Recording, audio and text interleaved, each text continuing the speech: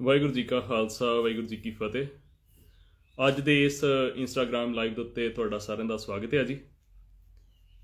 ਇਸ ਗੱਲਬਾਤ ਦੇ ਵਿੱਚ ਮੈਂ ਸਰਦਾਰ ਪ੍ਰਭ ਸ਼ਰਨਵੀਰ ਸਿੰਘ ਹੁਣਾਂ ਨੂੰ ਸ਼ਾਮਲ ਕਰਨ ਜਾ ਰਿਹਾ।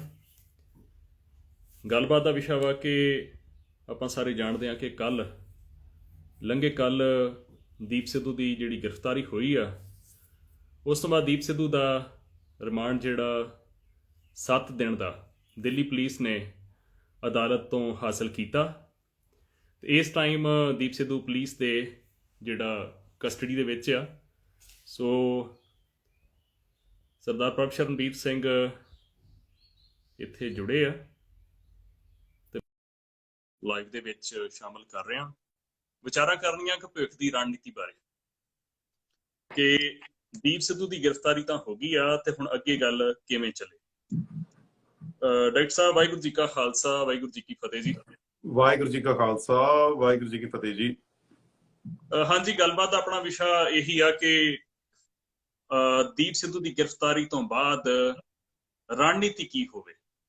ਖਾਸ ਤੌਰ ਤੇ ਇਸ ਰਣਨੀਤੀ ਨੂੰ ਆਪਾਂ ਕਿਸਾਨ ਸੰਘਰਸ਼ ਦੇ ਰੂਪ 'ਚ ਵੀ ਕਹਿ ਰਹੇ ਹਾਂ। ਤੇ ਕੁੱਲ ਮਿਲਾ ਕੇ ਜਿਹੜਾ ਪੰਜਾਬ ਦੇ ਵਿੱਚ ਯੂਥ ਵਸਦਾ, ਕਿਉਂਕਿ ਯੂਥ ਨੇ ਬਹੁਤ ਨੌਜਵਾਨੀ ਨੇ ਤਰਜੀਹ ਦਿੱਤੀ ਆ ਦੀਪ ਸਿੱਧੂ ਦੇ ਵਿਚਾਰਾਂ ਨੂੰ ਵੀ, ਉਸ ਨੂੰ ਸੁਣਿਆ।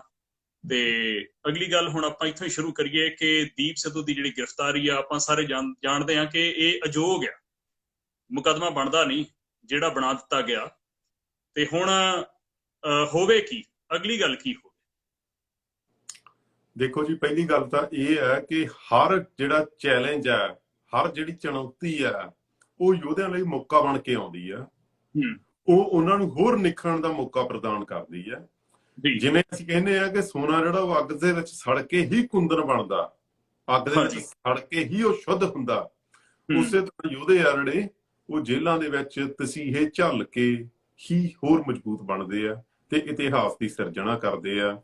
ਸੋ ਇਹਨੂੰ, ਕਿਉਂਕਿ ਸਾਡੀ ਰਵਾਇਤ ਇਹ ਹੈ ਕਿ ਜਿਹੜੀ ਵਿਕਟਿਮਾਈਜੇਸ਼ਨ ਹੈ, ਕਿ ਵਿਕਟਿਮ ਬਣਾ ਕੇ ਆਪਦੇ ਆਪ ਨੂੰ ਦੱਸਣਾ, ਉਹ ਨਹੀਂ ਰਹੀ ਇਤਿਹਾਸ ਦੇ ਵਿੱਚ।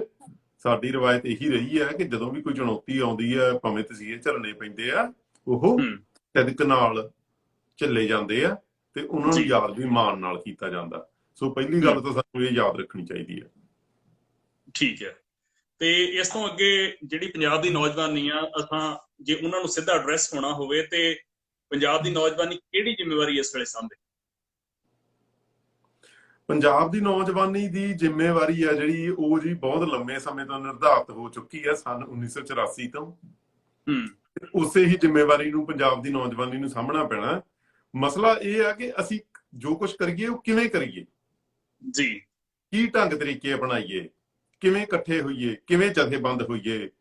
ਪਿਛਲੇ ਕਈ ਦਹਾਕਿਆਂ ਤੋਂ ਕੌਮ ਦੇ ਸਾਹਮਣੇ ਸਭ ਤੋਂ ਵੱਡਾ ਸਵਾਲ ਆ ਜਿਹੜਾ, ਉਹ ਜਥੇਬੰਦ ਹੋਣ ਦਾ। ਕਿਉਂਕਿ ਕੌਮ ਦੀ ਸ਼ਕਤੀ ਬਹੁਤ ਜ਼ਿਆਦਾ, ਪਰ ਉਹ ਖਿੰਡੀ ਹੋਈ ਆ, ਉਹ ਸੰਗਠਿਤ ਨਹੀਂ ਗਈ। ਉਹਨੂੰ ਸੰਗਠਿਤ ਕਿਵੇਂ ਕਰਨਾ, ਉਹਨੂੰ ਏਕੇ ਦੇ ਵਿੱਚ ਬੰਨਣਾ ਕਿਵੇਂ, ਉਹਨੂੰ ਜਥੇਬੰਦ ਕਿਵੇਂ ਕਰਨਾ, ਇਹ ਅੱਜ ਸਾਡੇ ਸਾਹਮਣੇ ਸਭ ਤੋਂ ਵੱਡਾ ਸਵਾਲ ਆ। ਦੀਪ ਸਿੱਧੂ ਸਮੇਤ ਹੋਰ ਜਿੰਨੇ ਵੀ ਸੈਂਕੜੇ ਨੌਜਵਾਨ ਪੁਲਿਸ ਨੇ ਗ੍ਰਿਫਤਾਰ ਕੀਤੇ ਆ, ਉਹਨਾਂ ਦੀ ਰਿਹਾਈ ਦੇ ਲਈ ਅਸੀਂ ਜ਼ਬਰਦਸਤ ਪ੍ਰਤੀਕਰਮ ਤਾਂ ਹੀ ਦੇ ਸਕਦੇ ਹਾਂ ਜੇ ਅਸੀਂ ਜਥੇਬੰਦ ਹੋਵਾਂਗੇ। ਜੇ ਅਸੀਂ ਜਥੇਬੰਦ ਨਹੀਂ ਗਏ ਤੇ ਫਿਰ ਅਸੀਂ ਉਹਨਾਂ ਦੀ ਰਿਹਾਈ ਵਾਸਤੇ ਸਰਕਾਰ ਤੇ ਦਬਾਅ ਨਹੀਂ ਪਾ ਸਕਦੇ। ਅਸੀਂ ਫਿਰ ਕਿਸਾਨ ਯੂਨੀਅਨ ਵਾਲਿਆਂ ਤੇ ਵੀ ਨਹੀਂ ਦਬਾਅ ਪਾ ਸਕਦੇ ਕਿ ਉਹਨਾਂ ਦੀ ਗੱਲ ਕਰਨ। ਸੋ ਇਸ ਲਈ ਜਥੇਬੰਦ ਹੋਣਾ ਜਿਹੜਾ, ਉਹ ਪਹਿਲੀ ਲੋੜ ਹੈ। ਪਰ ਕਈ ਵਾਰੀ ਸਥਿਤੀ ਹੈ ਜਿਹੜੀ, ਉਹ ਇੰਨੀ ਕੁ ਅਰਜੈਂਟ ਹੋ ਜਾਂਦੀ ਹੈ, ਇੰਨੀ ਕੁ ਉਹ ਜ਼ਰੂਰੀ ਬਣ ਜਾਂਦੀ ਹੈ ਕਿ ਉਹਦੇ ਵਾਸਤੇ ਪਹਿਲਾਂ ਟਾਈਮ ਨਹੀਂ ਹੁੰਦਾ ਕਿ ਜਥੇਬੰਦੀ ਉਸਾਰਨ ਦਾ ਇੱਕ ਲੰਮੇ ਸਮੇਂ ਵਾਸਤੇ ਉਡੀਕ ਕੀਤੀ ਜਾਵੇ। ਕਈ ਵਾਰੀ ਟੱਕ ਫੱਟ ਕੇ ਕੁਝ ਕਰਨਾ ਪੈਂਦਾ। ਸੋ ਹੁਣ ਮੇਰੇ ਖਿਆਲ ਦੇ ਵਿੱਚ ਸਭ ਤੋਂ ਵੱਡੀ ਗੱਲ ਹੈ ਇਹ ਕਿ ਸੋਸ਼ਲ ਮੀਡੀਆ ਦੇ ਮੈਦਾਨ ਦੇ ਵਿੱਚ ਦੀਪ ਸਿੱਧੂ ਦੀ ਗ੍ਰਿਫਤਾਰੀ ਤੋਂ ਬਾਅਦ ਵਰਚੁਅਲ ਸਪੇਸ ਦੇ ਵਿੱਚ ਬਹੁਤ ਜ਼ਿਆਦਾ ਸ਼ਾਨਦਾਰ ਇੱਕ ਲਹਿਰ ਉੱਠੀ ਹੈ ਤੇ ਬਹੁਤ ਸਲਾਹੁਣਯੋਗ ਹੈ। ਤੇ ਸਾਰੇ ਹੀ ਵੀਰਾਂ ਭੈਣਾਂ ਦਾ ਮੈਂ ਧੰਨਵਾਦ ਕਰਦਾ ਜਿਨ੍ਹਾਂ ਨੇ ਵੀ ਆਵਾਜ਼ ਚੱਕੀ ਹੈ ਦੀਪ ਸਿੱਧੂ ਦੇ ਹੱਕ ਦੇ ਵਿੱਚ। ਹੁਣ ਉਸ ਰੋਸ ਨੂੰ ਸੜਕਾਂ ਦੇ ਉੱਤੇ ਲਿਆਉਣ ਦੀ ਲੋੜ ਹੈ, ਇਹ ਪਹਿਲੀ ਲੋੜ ਹੈ। ਉਹ ਸੜਕਾਂ ਤੇ ਆਣ ਕੇ ਆਪਣਾ ਜਿਹੜਾ ਪ੍ਰਦਰਸ਼ਨ ਆ, ਉਹ ਨੌਜਵਾਨੀ ਕਿਸ ਰੂਪ ਚ ਕਰੇ, ਸਾਨੂੰ ਉਹਨਾਂ ਲਈ ਹੋ ਸਕਦਾ ਕਿ ਕਈ ਵਾਰੀ ਤਾਂ ਐਕਟਿਵਿਜ਼ਮ 'ਚ ਜੁੜੇ ਹੋਏ ਬੰਦੇ ਤਾਂ ਜਾਣਦੇ ਆ ਕਿ ਨਾਅਰੇ ਕਿਸ ਤਰ੍ਹਾਂ ਦੇ ਹੋਣੇ ਚਾਹੀਦੇ ਆ। ਮੈਂ ਜਿਵੇਂ ਕੁਝ ਗੱਲਾਂ ਦੱਸ ਸਕਦਾ ਕਿ ਜਿਹੜਾ ਦੀਪ ਸਿੱਧੂ ਤੇ ਕੇਸ ਪਾਇਆ ਉਹ ਬਿਲਕੁਲ ਨਜਾਇਜ਼ ਆ। ਸਾਨੂੰ ਇਹ ਮੰਗ ਉਠਾਉਣੀ ਚਾਹੀਦੀ ਆ ਕਿ ਦੀਪ ਸਿੱਧੂ ਤੋਂ ਜਿਹੜਾ ਮੁਕੱਦਮਾ ਵਾ ਉਹ ਰੱਦ ਕਰੋ, ਤੇ ਇਸ ਦੇ ਨਾਲ ਹੀ 128 ਜਿਹੜੇ ਕਿਸਾਨ ਜਾਂ ਜਿਹੜੇ ਕਿਸਾਨ ਸੰਘਰਸ਼ ਦੇ ਸਮਰਥਕ ਫੜੇ ਗਏ ਆ ਉਹਨਾਂ ਦੀ ਵੀ ਗੱਲ ਕਰਨੀ ਆ। ਸੋ ਇਸ ਤਰੀਕੇ ਨਾਲ ਤੁਹਾਡੇ ਅਨੁਸਾਰ ਕਿਸ ਤਰ੍ਹਾਂ ਦੇ ਨਾਅਰੇ ਰੱਖਣੇ ਚਾਹੀਦੇ ਆ, ਗੱਲ ਕੀ ਹੋਵੇ? ਦੇਖੋ ਜੀ, ਸਭ ਤੋਂ ਪਹਿਲਾਂ ਤਾਂ ਜਿਹੜੀ ਕਾਲ ਦੇਣੀ ਚਾਹੀਦੀ ਹੈ ਵੀ ਪੰਜਾਬ ਦੇ ਜ਼ਿਲ੍ਹਾ ਹੈੱਡਕੁਆਟਰਾਂ ਦੇ ਉੱਤੇ ਧਰਨੇ ਲੱਗਣੇ ਚਾਹੀਦੇ ਆ ਜੀ, ਤਾਂ ਕਿ ਗੱਲ ਹੈ ਜਿਹੜੀ ਉਹ ਦੁਨੀਆ 'ਚ ਜਾਵੇ ਕਿ ਮਾਸ ਲੈਵਲ ਤੇ ਹੇਠਲੇ ਪੱਧਰ ਤੋਂ ਲੈ ਕੇ ਲੋਕ ਆ ਜਿਹੜੇ ਉਹ ਦੀਪ ਸਿੱਧੂ ਦੇ ਨਾਲ ਆ ਤੇ ਹੈਗੇ ਵੀ ਆ। ਉਹਨਾਂ ਨੂੰ ਸਿਰਫ ਜਥੇਬੰਦ ਕਰਨ ਦੀ ਲੋੜ ਆ ਤੇ ਉਹਨਾਂ ਦੀ ਉਸ ਤੋਂ ਬਾਅਦ ਫਿਰ ਦਿੱਲੀ ਵੱਲ ਮਾਰਚ ਵੀ ਕੀਤਾ ਜਾ ਸਕਦਾ, ਕਿਉਂਕਿ ਕੇਸ ਆ ਜਿਹੜੇ ਉਹ ਦਿੱਲੀ ਦੇ ਵਿੱਚ ਪਏ ਆ, ਦਿੱਲੀ ਪੁਲਿਸ ਨੇ ਦਰਜ ਕੀਤੇ ਆ। ਸੋ ਫਿਰ ਦਿੱਲੀ ਵੱਲ ਮਾਰਚ ਵੀ ਕਰਨਾ ਚਾਹੀਦਾ ਤੇ ਜਿਹੜੇ ਦਿੱਲੀ ਦੇ ਵਿੱਚ ਧਰਨੇ ਲੱਗੇ ਹੋਏ ਆ ਉੱਥੇ ਵੀ ਮਾਰਚ ਸ਼ੁਰੂ ਕਰਕੇ ਸਟੇਜ ਤੱਕ ਲਿਜਾਣੇ ਚਾਹੀਦੇ ਆ ਤੇ ਤਾਂ ਕਿ ਕਿਸਾਨ ਲੀਡਰਾਂ ਦੇ ਬੋਲੇ ਕੰਨਾਂ ਤੱਕ ਵੀ ਉਹਨਾਂ ਦੀ ਆਵਾਜ਼ ਪਹੁੰਚ ਸਕੇ। ਤੇ ਇਹ ਮਸਲਾ ਜਿਹੜਾ ਉਹ ਕੱਲਾ ਦੀਪ ਸਿੱਧੂ ਤੱਕ ਸੀਮਿਤ ਨਹੀਂ ਰਹਿਣਾ ਚਾਹੀਦਾ। ਦੀਪ ਸਿੱਧੂ ਦੇ ਸਮੇਤ ਆ ਜਿਹੜੇ ਉਹ ਜਿੰਨੇ ਵੀ ਹੋਰ ਸੈਂਕੜੇ ਨੌਜਵਾਨ ਆ ਜਿਹੜੇ ਤੇ ਬਜ਼ੁਰਗ ਵੀ ਜਿਹੜੇ ਗ੍ਰਿਫਤਾਰ ਕੀਤੇ ਹੋਏ ਆ ਉਹਨਾਂ ਦੀ ਰਿਹਾਈ ਦੀ ਇੱਕਮੁੱਠ ਹੋ ਕੇ ਆਵਾਜ਼ ਆ ਜਿਹੜੀ ਸਾਨੂੰ ਚੱਕਣੀ ਚਾਹੀਦੀ ਆ। ਸੋ ਉਹਦੇ ਵਾਸਤੇ ਕਈ ਨਾਅਰੇ ਜਿਹੜੇ ਜਿਵੇਂ ਹੈਸ਼ਟੈਗ ਪਹਿਲਾਂ ਹੀ ਚੱਲ ਰਹੇ ਆ, ਫ੍ਰੀ ਦੀਪ ਸਿੱਧੂ, ਫ੍ਰੀ ਸਿੱਖ ਪੋਲੀਟੀਕਲ ਪ੍ਰਿਜ਼ਨਰਸ ਤੇ ਫ੍ਰੀ ਨਵਦੀਪ ਕੌਰ ਤੇ ਇਸ ਤਰ੍ਹਾਂ ਦੇ ਹੋਰ ਬਹੁਤ ਸਾਰੇ ਨਾਅਰੇ ਆ ਜਿਹੜੇ ਉਹ ਚੱਲ ਰਹੇ ਆ ਜੀ। ਹੁਣ ਆਪਾਂ ਗੱਲ ਕਰੀਏ ਉਸ ਵਿਸ਼ੇ ਵੱਲ ਕਿ ਜਿਹੜੇ ਕਿਸਾਨ ਯੂਨੀਅਨਸ ਦੇ ਲੀਡਰਸ ਨੇ, ਦੀਪ ਸਿੱਧੂ ਦੀ ਗ੍ਰਿਫਤਾਰੀ ਤੋਂ ਬਾਅਦ ਉਹਨਾਂ ਦਾ ਜਿਹੜਾ ਵਰਤਾਵ ਰਿਹਾ ਉਹ ਨਿੰਦਣਯੋਗ ਆ। ਤੁਹਾਡੀ ਸਮਝ ਅਨੁਸਾਰ ਉਹ ਵਰਤਾਵ ਕਿਹੋ ਜਿਹਾ ਰਿਹਾ? ਉਹ ਬਹੁਤ ਹੀ ਘਟੀਆ ਰਿਹਾ ਜੀ ਤੇ ਬਹੁਤ ਜ਼ਿਆਦਾ ਉਹਦੀ ਨਿੰਦਾ ਹੋਣੀ ਚਾਹੀਦੀ ਹੈ। ਪਰ ਉਸ ਵਰਤਾਵ ਨੇ ਇੱਕ ਗੱਲ ਹੈ ਜਿਹੜੀ ਉਹ ਸਪਸ਼ਟ ਕਰਤੀ ਕਿ ਕਿਸਾਨ ਯੂਨੀਅਨ ਦੇ ਆਗੂ ਆ ਜਿਹੜੇ ਉਹਨਾਂ ਤੋਂ ਕਿਸੇ ਵੀ ਕਿਸਮ ਦੀ ਚੰਗੀ ਸਿਹਤ ਦੀ ਆਸ ਰੱਖਣੀ ਤੇ ਇਸ ਮੋਰਚੇ ਨੂੰ ਕਿਸੇ ਤਣ ਪੱਤਣ ਲਾਉਣ ਦੀ ਆਸ ਰੱਖਣੀ ਹੈ ਜਿਹੜੀ ਉਹ ਮੂਰਖਤਾ ਤੋਂ ਵੱਧ ਨਹੀਂ, ਕਿਉਂਕਿ ਉਹਨਾਂ ਨੇ ਇਹ ਸਾਬਤ ਕਰ ਦਿੱਤਾ ਕਿ ਉਹਨਾਂ ਦੀ ਮਾਨਸਿਕਤਾ ਗੁਲਾਮ ਹੈ ਜੀ। ਉਹ ਸਰਕਾਰ ਦੇ ਬਹੁਤ ਜ਼ਿਆਦਾ ਦਬਾਅ ਦੇ ਹੇਠ ਆਏ ਹੋਏ ਨੇ ਤੇ ਉਹ ਸਰਕਾਰ ਦੇ ਦਬਾਅ ਤੋਂ ਤੇ ਭਾਰਤ ਦਾ ਜਿਹੜਾ ਮੇਨ ਸਟ੍ਰੀਮ ਮੀਡੀਆ ਉਹਦੇ ਦਬਾਅ ਤੋਂ ਪਾਰ ਜਾ ਕੇ ਨਾ ਸੋਚ ਸਕਦੇ ਆ, ਨਾ ਵੇਖ ਸਕਦੇ ਆ, ਨਾ ਸੁਣ ਸਕਦੇ ਆ। ਕੋਈ ਐਕਸ਼ਨ ਲੈਣਾ ਤਾਂ ਬਹੁਤ ਦੂਰ ਦੀ ਗੱਲ ਆ। ਸੋ ਇਹ ਗੱਲ ਆ ਜਿਹੜੀ ਹੁਣ ਚਿੱਟੇ ਦਿਨ ਵਾਂਗੂ ਸਾਫ਼ ਹੋ ਗਈ ਹੈ। ਦੀਪ ਸਿੱਧੂ ਦੀ ਗ੍ਰਿਫਤਾਰੀ ਤੋਂ ਪਹਿਲਾਂ ਮੇਰਾ ਅੰਦਾਜ਼ਾ ਇਹ ਹੈ ਕਿ ਸੋਸ਼ਲ ਮੀਡੀਆ ਦੇ ਉੱਤੇ ਲੋਕ ਆ ਜਿਹੜੇ ਉਹ ਕਾਫੀ ਵੰਡੇ ਹੋਏ ਸੀ।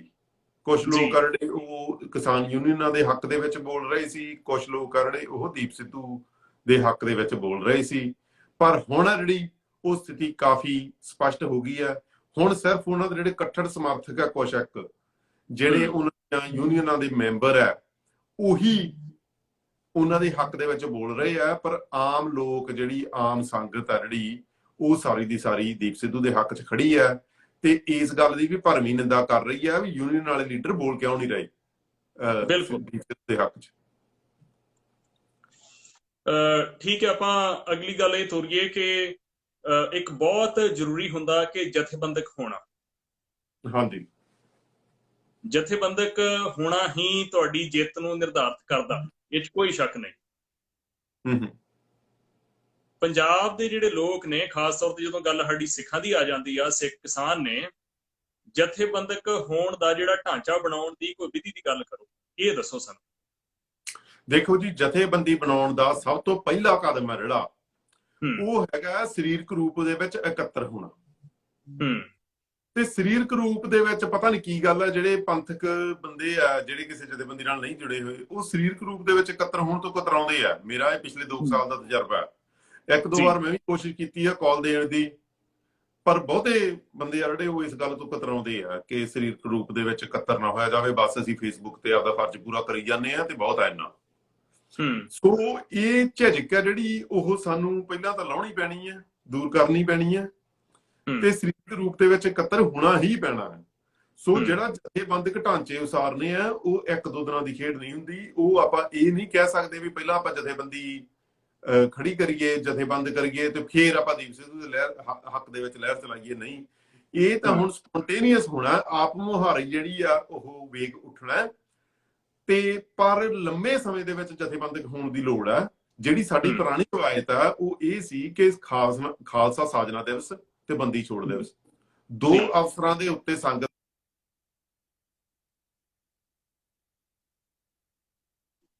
ਆਵਾਜ਼ ਟੁੱਟ ਗਈ ਤੁਹਾਡੀ,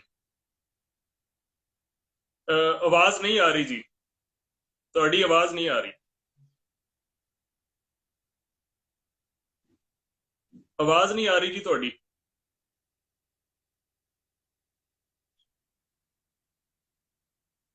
ਨਹੀਂ, ਨਹੀਂ ਆ ਰਹੀ ਆਵਾਜ਼, ਸ਼ਾਇਦ ਉਹ ਮਾਈਕ ਵਾਲਾ ਬਟਨ ਜਿਹੜਾ ਦੱਬ ਹੋ ਗਿਆ।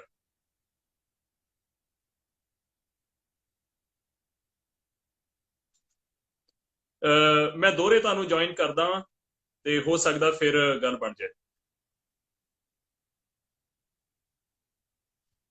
ਸੋ ਜਿਹੜੀ ਇਹ ਆਪਾਂ ਗੱਲ ਕਰ ਰਹੇ ਆ ਡਾਕਟਰ ਪ੍ਰਭਸ਼ਰਨਬੀਰ ਸਿੰਘ ਹੁਣਾਂ ਨਾਲ, ਮੇਰੇ ਨਾਲ ਕੈਨੇਡਾ ਤੋਂ ਜੁੜੇ ਆ। ਸੋ ਜਿੱਥੇ ਗੱਲ ਆ ਜਾਂਦੀ ਆ ਕਿ ਜਥੇਬੰਦਕ ਹੋਣ ਦੀ, ਜਥੇਬੰਦਕ ਹੋਵਾਂਗੇ ਤਾਂ ਅੱਗੇ ਵਧਿਆ ਜਾ ਸਕਦਾ। ਸੋ ਜਿਹੜਾ ਦੀਪ ਸਿੱਧੂ ਦੀ ਗ੍ਰਿਫਤਾਰੀ ਤੋਂ ਬਾਅਦ ਅਗਲਾ ਪੈਂਤੜਾ ਕੀ ਸਾਡਾ ਹੋਵੇ, ਉਸ ਬਾਰੇ ਆਪਾਂ ਗੱਲ ਕਰ ਰਹੇ ਹਾਂ। ਸੋ ਮੈਂ ਦੋਹਰੀ ਕੋਸ਼ਿਸ਼ ਕਰਦਾ ਸਰਦਾਰ ਪ੍ਰਭਸ਼ਰਨਬੀਰ ਸਿੰਘ ਹੁਣਾਂ ਨੂੰ ਨਾਲ ਜੋੜਨ ਦੀ।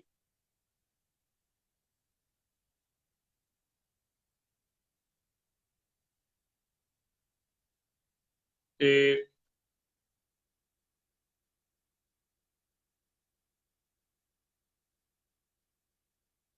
ਬਿਲਕੁਲ ਭਾਈ ਅਰਵਿੰਦਰ ਸਿੰਘ ਕਹਿੰਦੇ ਆ ਕਿ ਨਿੱਜੀ ਰਾਵਾਂ ਛਿੜਨੀਆਂ ਪੈਣੀਆਂ, ਤੇ ਜਿਹੜੇ ਕੱਲੇ ਬੰਦੇ ਦੇ ਆਪਣੇ ਬਹੁਤ ਮਤਭੇਦ ਹੁੰਦੇ ਆ। ਹਾਂਜੀ, ਇਹ ਗੱਲ ਅਰਵਿੰਦਰ ਸਿੰਘ ਜੀ ਹਉਮੈ ਨਾਲ ਜੁੜੀ ਹੁੰਦੀ ਆ ਕਿ ਬੰਦਾ ਆਪਣੇ ਆਪ ਨੂੰ ਹੀ ਕਈ ਵਾਰੀ ਸਹੀ ਸਮਝਦਾ, ਉਹ ਕੋਈ ਵੀ ਹੋਵੇ। ਤੇ ਜੇ ਅਸੀਂ ਇਸ ਤਰ੍ਹਾਂ ਹਉਮੈ ਨੂੰ ਪਿੱਛੇ ਛੱਡ ਕੇ ਤੇ ਗੱਲ ਆਪਾਂ ਏਕੇ ਦੇ ਰੂਪ ਦੇ ਵਿੱਚ ਵੱਡੇ ਕੌਜ਼ ਵਾਸਤੇ ਤੁਰਾਂਗੇ ਨਾ, ਤੇ ਜਾਂ ਕਹਿਣਾ ਹੋਵੇ ਗੁਰਮਤ ਦੇ ਤਰੀਕੇ ਨਾਲ ਕਿ ਆਪਾਂ ਆਪਣੀ ਮੈਂ ਨੂੰ ਮਾਰ ਕੇ ਅੱਗੇ ਤੁਰਾਂਗੇ, ਤਾਂ ਫਿਰ ਜਿਹੜੀ ਗੱਲ ਆ ਉਹ ਸਾਡੀ ਏਕਤਾ ਦੀ ਤੁਰ ਸਕਦੀ ਆ। ਬਿਲਕੁਲ ਜਿਹੜੇ ਵਖਰੇਵੇਂ ਹੁੰਦੇ ਵੀ ਆ, ਪਰ ਜਿਹੜੇ ਵਖਰੇਵੇਂ ਆ ਨਾ, ਉਹਨਾਂ ਨੂੰ ਆਪਣੇ ਤੱਕ ਸੀਮਤ ਕਰਕੇ ਤੇ ਜਿਹੜਾ ਸਾਂਝਾ ਕੌਜ਼ ਆ ਉਸ ਲਈ ਵਧਿਆ ਜਾ ਸਕਦਾ। ਸਰਦਾਰ ਪ੍ਰਭਸ਼ਰਨਬੀਰ ਸਿੰਘ, ਜੇ ਸਾਨੂੰ ਸੁਣ ਰਹੇ ਹੋ ਤਾਂ ਤੁਸੀਂ ਥੱਲੇ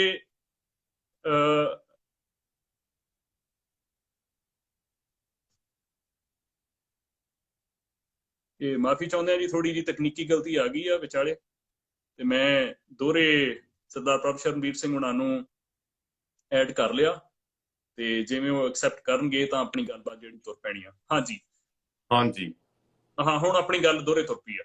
ਸੋ ਗੱਲ ਇਹ ਆ ਕਿ ਰਵਿੰਦਰ ਸਿੰਘ ਹੁਣਾਂ ਨੇ ਵੀ ਕਿਹਾ ਕਿ ਸਾਡੇ ਆਪਣੇ ਵਖਰੇਵੇਂ ਹੁੰਦੇ ਆ। ਮੈਂ ਦੱਸ ਦਿਆਂ ਕਿ ਰਵਿੰਦਰ ਸਿੰਘ ਯੂਨੀਵਰਸਿਟੀ ਦੇ ਵਿਦਿਆਰਥੀ ਰਹੇ ਆ, ਪਟਿਆਲਾ ਯੂਨੀਵਰਸਿਟੀ ਤੋਂ। ਹੁਣ ਅੱਗੇ ਪੜ੍ਹਾਈ ਕਰ ਰਹੇ ਆ, ਸੰਗੀਤ ਨਾਲ ਜੁੜੇ ਹੋਏ ਆ, ਗੁਰਸਿੱਖ ਨੇ, ਤੇ ਤਕਰੀਬਨ ਸਾਡੇ ਵਰਗੇ ਵਿਚਾਰ ਰੱਖਦੇ ਆ।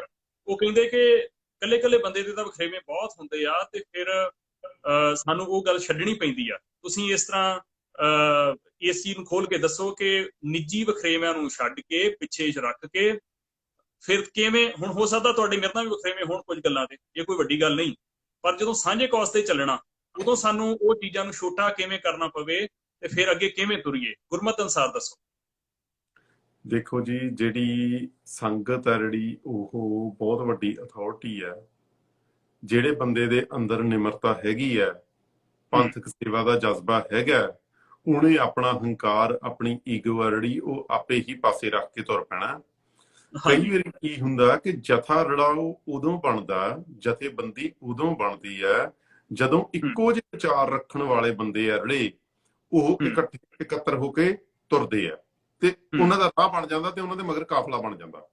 ਕਈ ਵਾਰੀ ਅਸੀਂ ਕੀ ਕਰਦੇ ਆ ਕਿ ਜਿਨ੍ਹਾਂ ਬੰਦਿਆਂ ਦੇ ਅੰਦਰ ਹੰਕਾਰ ਤੇ ਹਉਮੈ ਦਾ ਵਾਸ ਹੈਗਾ ਹੋਇਆ ਹੋਇਆ ਬਦਕਿਸਮਤੀ ਨਾਲ, ਉਹਨਾਂ ਨੂੰ ਮਨਾਉਣ ਤੇ ਆਪਦਾ ਸਮਾਂ ਜ਼ਾਇਆ ਕਰੀ ਜਾਂਦੇ ਆ ਜੀ, ਤੇ ਨਾ ਉਹ ਮੰਨਦੇ ਆ ਤੇ ਨਾ ਕਿਤੇ ਗੱਲ ਤੁਰਦੀ ਆ।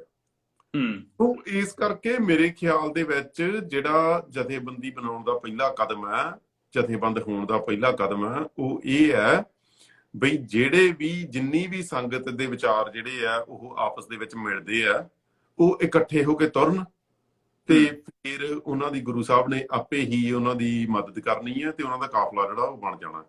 ਪਰ ਪਹਿਲੀ ਸ਼ਰਤ ਹੈ ਜਿਹੜਾ ਉਹ ਸਰੀਰਕ ਰੂਪ ਦੇ ਵਿੱਚ ਇਕੱਤਰ ਹੋਣਾ।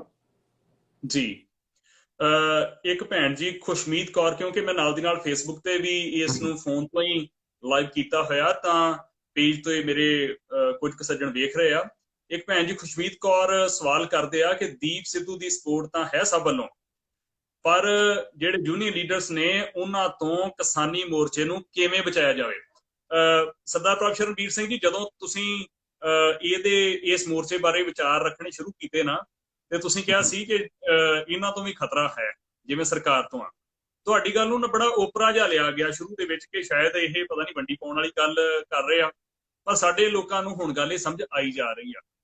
ਤੇ ਇਹਨਾਂ ਤੋਂ ਜਿਹੜੇ ਚਾਹੇ ਉਹ ਸੱਜੇ ਪੱਖੀ ਹੋਣ, ਖੱਬੇ ਪੱਖੀ ਹੋਣ, ਰਾਸ਼ਟਰਵਾਦੀ ਹੋਣ, ਆਪਣੀ ਮਤਬੁੱਧ ਅਨੁਸਾਰ ਕਦੇ ਕੁਛ ਕਹਿੰਦੇ ਕਦੇ ਕੁਛ ਕਹਿੰਦੇ ਆ, ਅਜਿਹੇ ਲੋਕਾਂ ਤੋਂ ਮੋਰਚਾ ਬਚਾਉਣ ਲਈ ਲੋਕ ਕੀ ਕਰਨ? ਲੋਕ ਜੀ ਉਹਨਾਂ ਨੂੰ ਜਵਾਬਦੇਹ ਬਣਾਉਣ, ਉਹਨਾਂ ਕੋਲੇ ਜਾਣ, ਜਥੇ ਬਣਾ ਕੇ ਨਿੱਤ ਜਾਣ ਤੇ ਉਹਨਾਂ ਤੋਂ ਜਵਾਬ ਮੰਗਣ ਨਿਮਰਤਾ ਸਹਿਤ। ਤੇ ਉਹ ਜੇ ਉਹਨਾਂ ਦੇ ਵਿੱਚ ਜ਼ਮੀਰ ਦਾ ਮਾੜਾ ਮੋਟਾ ਵੀ ਕਣ ਬਾਕੀ ਹੋਇਆ, ਜੇ ਉਹਨਾਂ ਦੀ ਜ਼ਮੀਰ ਉੱਕਾ ਹੀ ਮਰੀ ਨਾ ਹੋਈ, ਤਾਂ ਮੈਨੂੰ ਆਸ ਆ ਵੀ ਵਾਹਿਗੁਰੂ ਉਹਨਾਂ ਨੂੰ ਸਮੱਤ ਬਖਸ਼ੂਗਾ। ਤੇ ਜੇ ਫਿਰ ਉਹਨਾਂ ਦੀ ਜ਼ਮੀਰ ਪੂਰੀ ਮਰ ਚੁੱਕੀ ਆ, ਫਿਰ ਇਹਦਾ ਇੱਕੋ ਹੀ ਹੱਲ ਆ ਕਿ ਉਹਦੇ ਪੈਰਲਲ ਆ ਜਿਹੜਾ ਉਹ ਢਾਂਚਾ ਉਸਾਰਿਆ ਜਾਵੇ ਉਹਨਾਂ ਦੇ। ਜੇ ਉਹ ਗੱਲ ਬਿਲਕੁਲ ਨਹੀਂ ਸੁਣਦੇਗੇ, ਸੰਗਤ ਨੂੰ ਨਜ਼ਰਅੰਦਾਜ਼ ਕਰਦੇ ਆ, ਉਹਨਾਂ ਦੀ ਗੱਲ ਨਹੀਂ ਸੁਣਦੇ, ਫਿਰ ਉਹਨਾਂ ਦੇ ਬਰਾਬਰ ਆ ਜਿਹੜਾ ਉਹ ਮੰਚ ਉਸਾਰਿਆ ਜਾਵੇ ਤੇ ਉਹਨਾਂ ਨੂੰ ਜਿਹੜਾ ਪਾਸੇ ਕੀਤਾ ਜਾਵੇ। ਮੋਰਚੇ ਦੀ ਫੈਸਲਾ ਲੈਣ ਦੀ ਜਿਹੜੀ ਤਾਕਤ ਆ ਉਹ ਉਹਨਾਂ ਤੋਂ ਸੰਗਤ ਲੈ ਕੇ ਆਪਣੇ ਹੱਥਾਂ ਦੇ ਵਿੱਚ ਲਵੇ।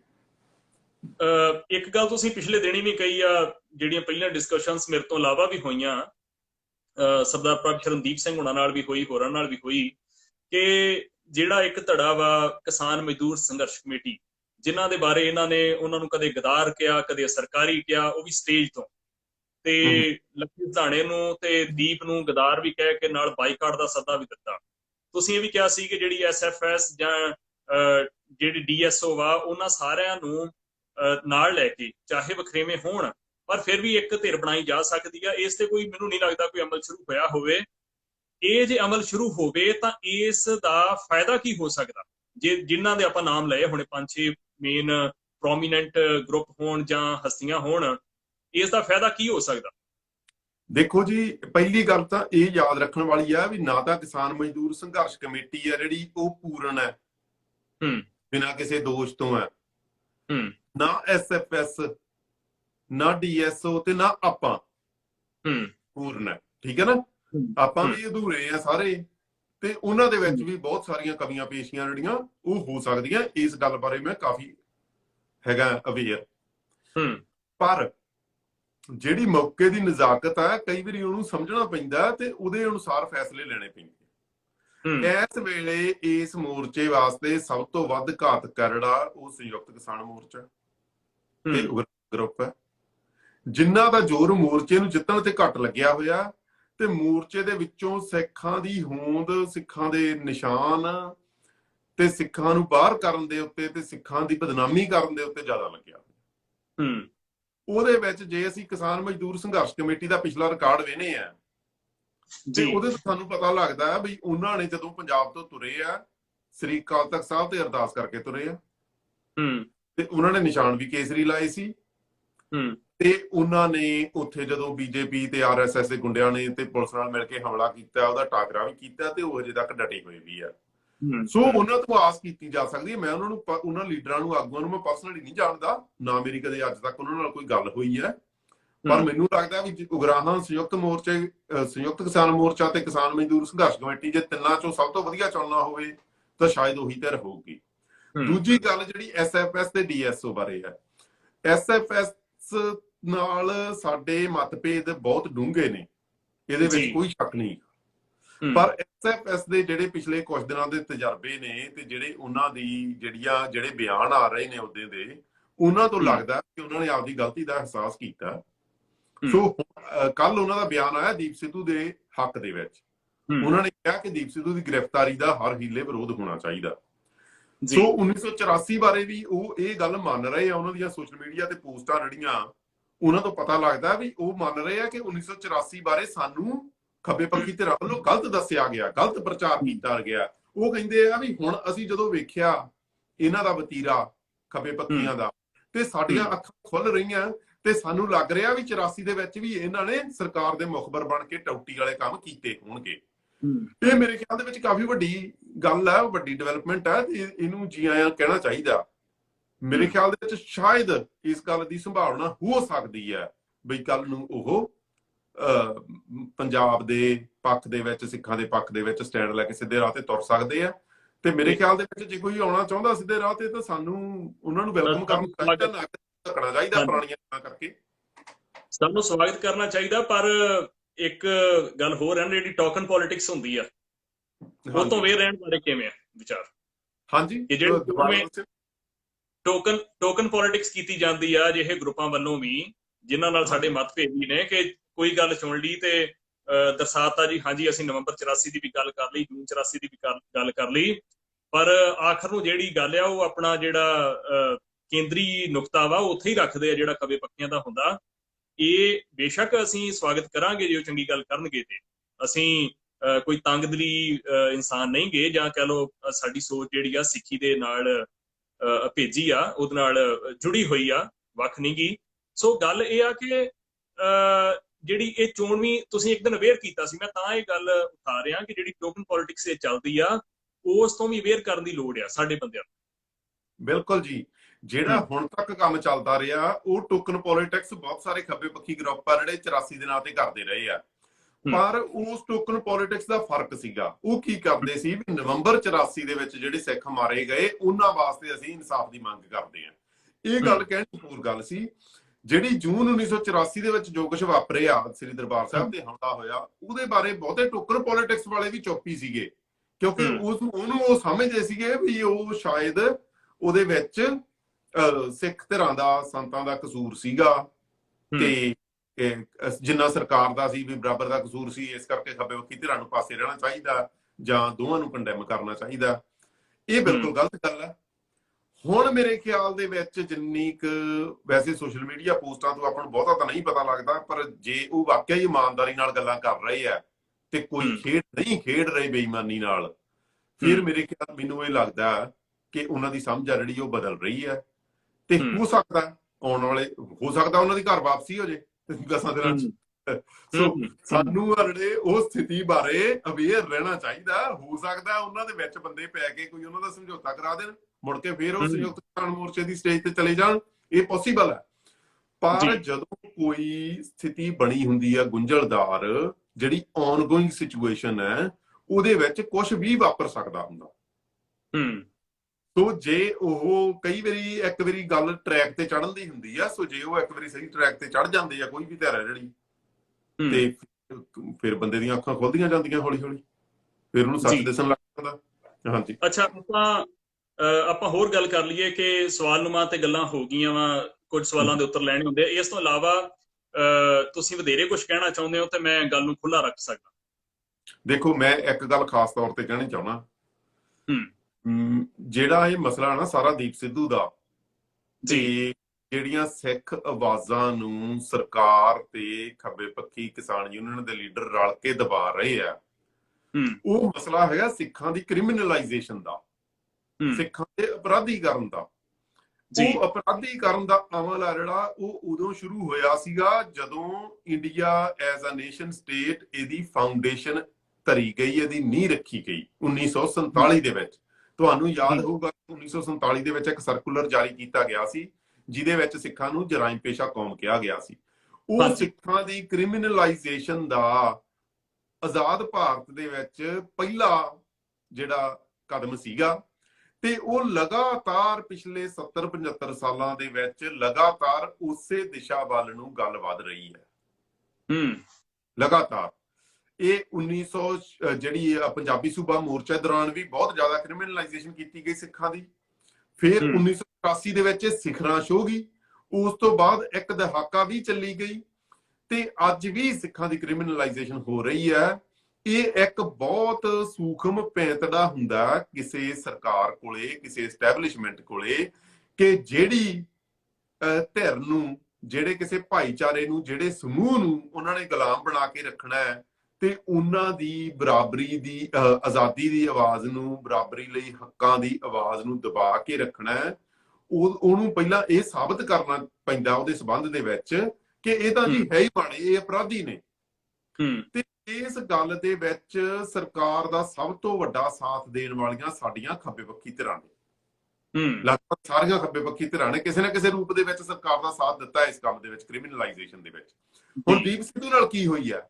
ਦੀਪ ਸਿੱਧੂ ਨੂੰ ਦਿੱਲੀ ਆਉਣ ਤੋਂ ਪਹਿਲਾਂ ਸ਼ੰਭੂ ਮੋਰਚੇ ਦੇ ਦਿਨਾਂ ਤੋਂ ਹੀ ਉਹਨੂੰ ਕ੍ਰਿਮੀਨਲਾਈਜ਼ ਕੀਤਾ ਜਾ ਰਿਹਾ ਕਿ ਇਹ ਬੰਦਾ ਗਲਤ ਹੈ, ਇਹ ਬੰਦਾ ਐਂ ਕਰ ਰਿਹਾ, ਇਹ ਬੰਦਾ ਉਹ ਕਰ ਰਿਹਾ, ਇਹ ਪਾੜ ਪਾ ਰਿਹਾ। ਸੋ ਉਹਨੂੰ ਟਾਰਗੇਟ ਕੀਤਾ ਜਾ ਰਿਹਾ ਕਿੰਨਾ ਵੱਲੋਂ? ਸਰਕਾਰ ਵੱਲੋਂ ਵੀ ਤੇ ਖੱਬੇ ਪੱਖੀ ਧਿਰਾਂ ਵੱਲੋਂ ਵੀ। ਤੇ ਹੁਣ ਉਸ ਕ੍ਰਿਮੀਨਲਾਈਜੇਸ਼ਨ ਦਾ ਜਿਹੜਾ ਨੈਚੁਰਲ ਰਿਜ਼ਲਟ ਆਇਆ ਉਹਦੀ ਗ੍ਰਿਫਤਾਰੀ ਦੇ ਰੂਪ ਦੇ ਵਿੱਚ, ਜਦੋਂ ਸਰਕਾਰ ਲੋਕਾਂ ਦੇ ਵਿੱਚ ਇਹ ਸਥਾਪਿਤ ਕਰ ਲੈਂਦੀ ਹੈ ਜਾਂ ਲੋਕਾਂ ਦੇ ਇੱਕ ਹਿੱਸੇ ਦੇ ਵਿੱਚ ਇਹ ਸਥਾਪਿਤ ਕਰ ਲੈਂਦੀ ਹੈ ਵੀ ਫਲਾਣਾ ਬੰਦਾ ਤਾਂ ਹੈ ਹੀ ਅਪਰਾਧੀ, ਤੇ ਫਿਰ ਅਗਲਾ ਕਦਮ ਤਾਂ ਫਿਰ ਉਹਨੂੰ ਅਰੈਸਟ ਕਰਨਾ ਹੀ ਹੁੰਦਾ। ਜੀ ਇੱਕ ਗੱਲ ਹੋ ਰਿਹਾ ਕਿ ਜਿਹੜੀ ਗੱਲ ਤੁਸੀਂ ਪਹਿਲਾਂ ਕਹੀ ਕਿ 1947 ਜਾਂ 10 ਅਕਤੂਬਰ 1947 ਜੇ ਮੈਂ ਭੁੱਲਦਾ ਨਾ ਹੋਵਾਂ, ਜਦੋਂ ਸਰਕੂਲਰ ਇਹ ਜਾਰੀ ਹੋਇਆ, ਸਰਦਾਰ ਕਪੂਰ ਸਿੰਘ ਇਸ ਗੱਲ ਨੂੰ ਸਾਹਮਣੇ ਲੈ ਕੇ ਆਉਂਦੇ ਆ। ਤੇ ਇਹ ਬਿਲਕੁਲ ਇਦਾਂ ਹੀ ਆ ਨਾ ਕਿ ਤੁਸੀਂ ਵੀ ਇਸ ਗੱਲ ਨਾਲ ਸਹਿਮਤ ਹੋਵੋਗੇ ਕਿ ਅਪਰਾਧੀਕਰਨ ਦਰਸਾ ਕੇ ਵੀ ਬੰਦਾ ਅਪਰਾਧੀ ਆ, ਉਹਨੂੰ ਕਤਲ ਕਰਨ ਦਾ ਜਾਂ ਉਹਦੀ ਨਸਲਕੁਸ਼ੀ, ਸਰਵਨਾਸ਼ ਦਾ ਇੱਕ ਬੇਸ ਬਣਾਇਆ ਜਾਂਦਾ। ਇਸ ਗੱਲ ਨਾਲ ਸਹਿਮਤ ਹੋ? ਬਿਲਕੁਲ ਜੀ, ਬਿਲਕੁਲ। ਜਿਹੜਾ ਨਸਲਕੁਸ਼ੀ ਦਾ ਪਹਿਲਾ ਕਦਮ ਹੀ ਅਪਰਾਧੀਕਰਨ ਹੁੰਦਾ।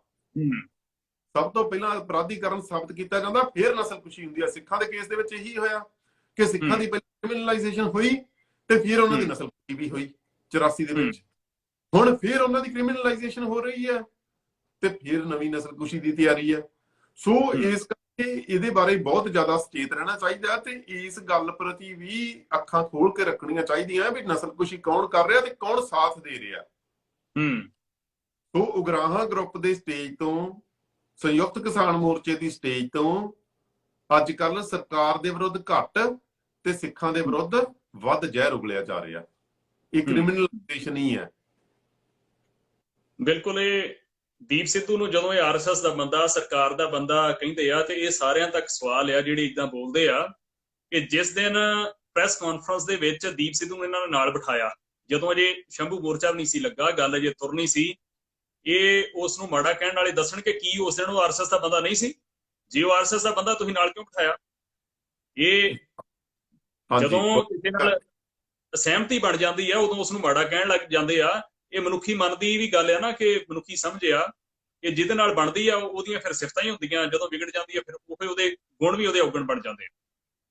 ਇਹ ਦੇਖੋ ਜੀ, ਜਿਹੜੇ ਪੰਜਾਬ ਦੇ ਖੱਬੇ ਪੱਖੀ ਧਿਰਾਂ ਨੇ, ਉਹਨਾਂ ਦੀ ਇਹੋ ਜੀ ਮੌਕਾ ਪ੍ਰਸਤੀ ਉਹਨਾਂ ਦੀ ਖਸਲਤ ਦਾ ਇੱਕ ਹਿੱਸਾ ਬਣੀ ਹੋਈ ਆ।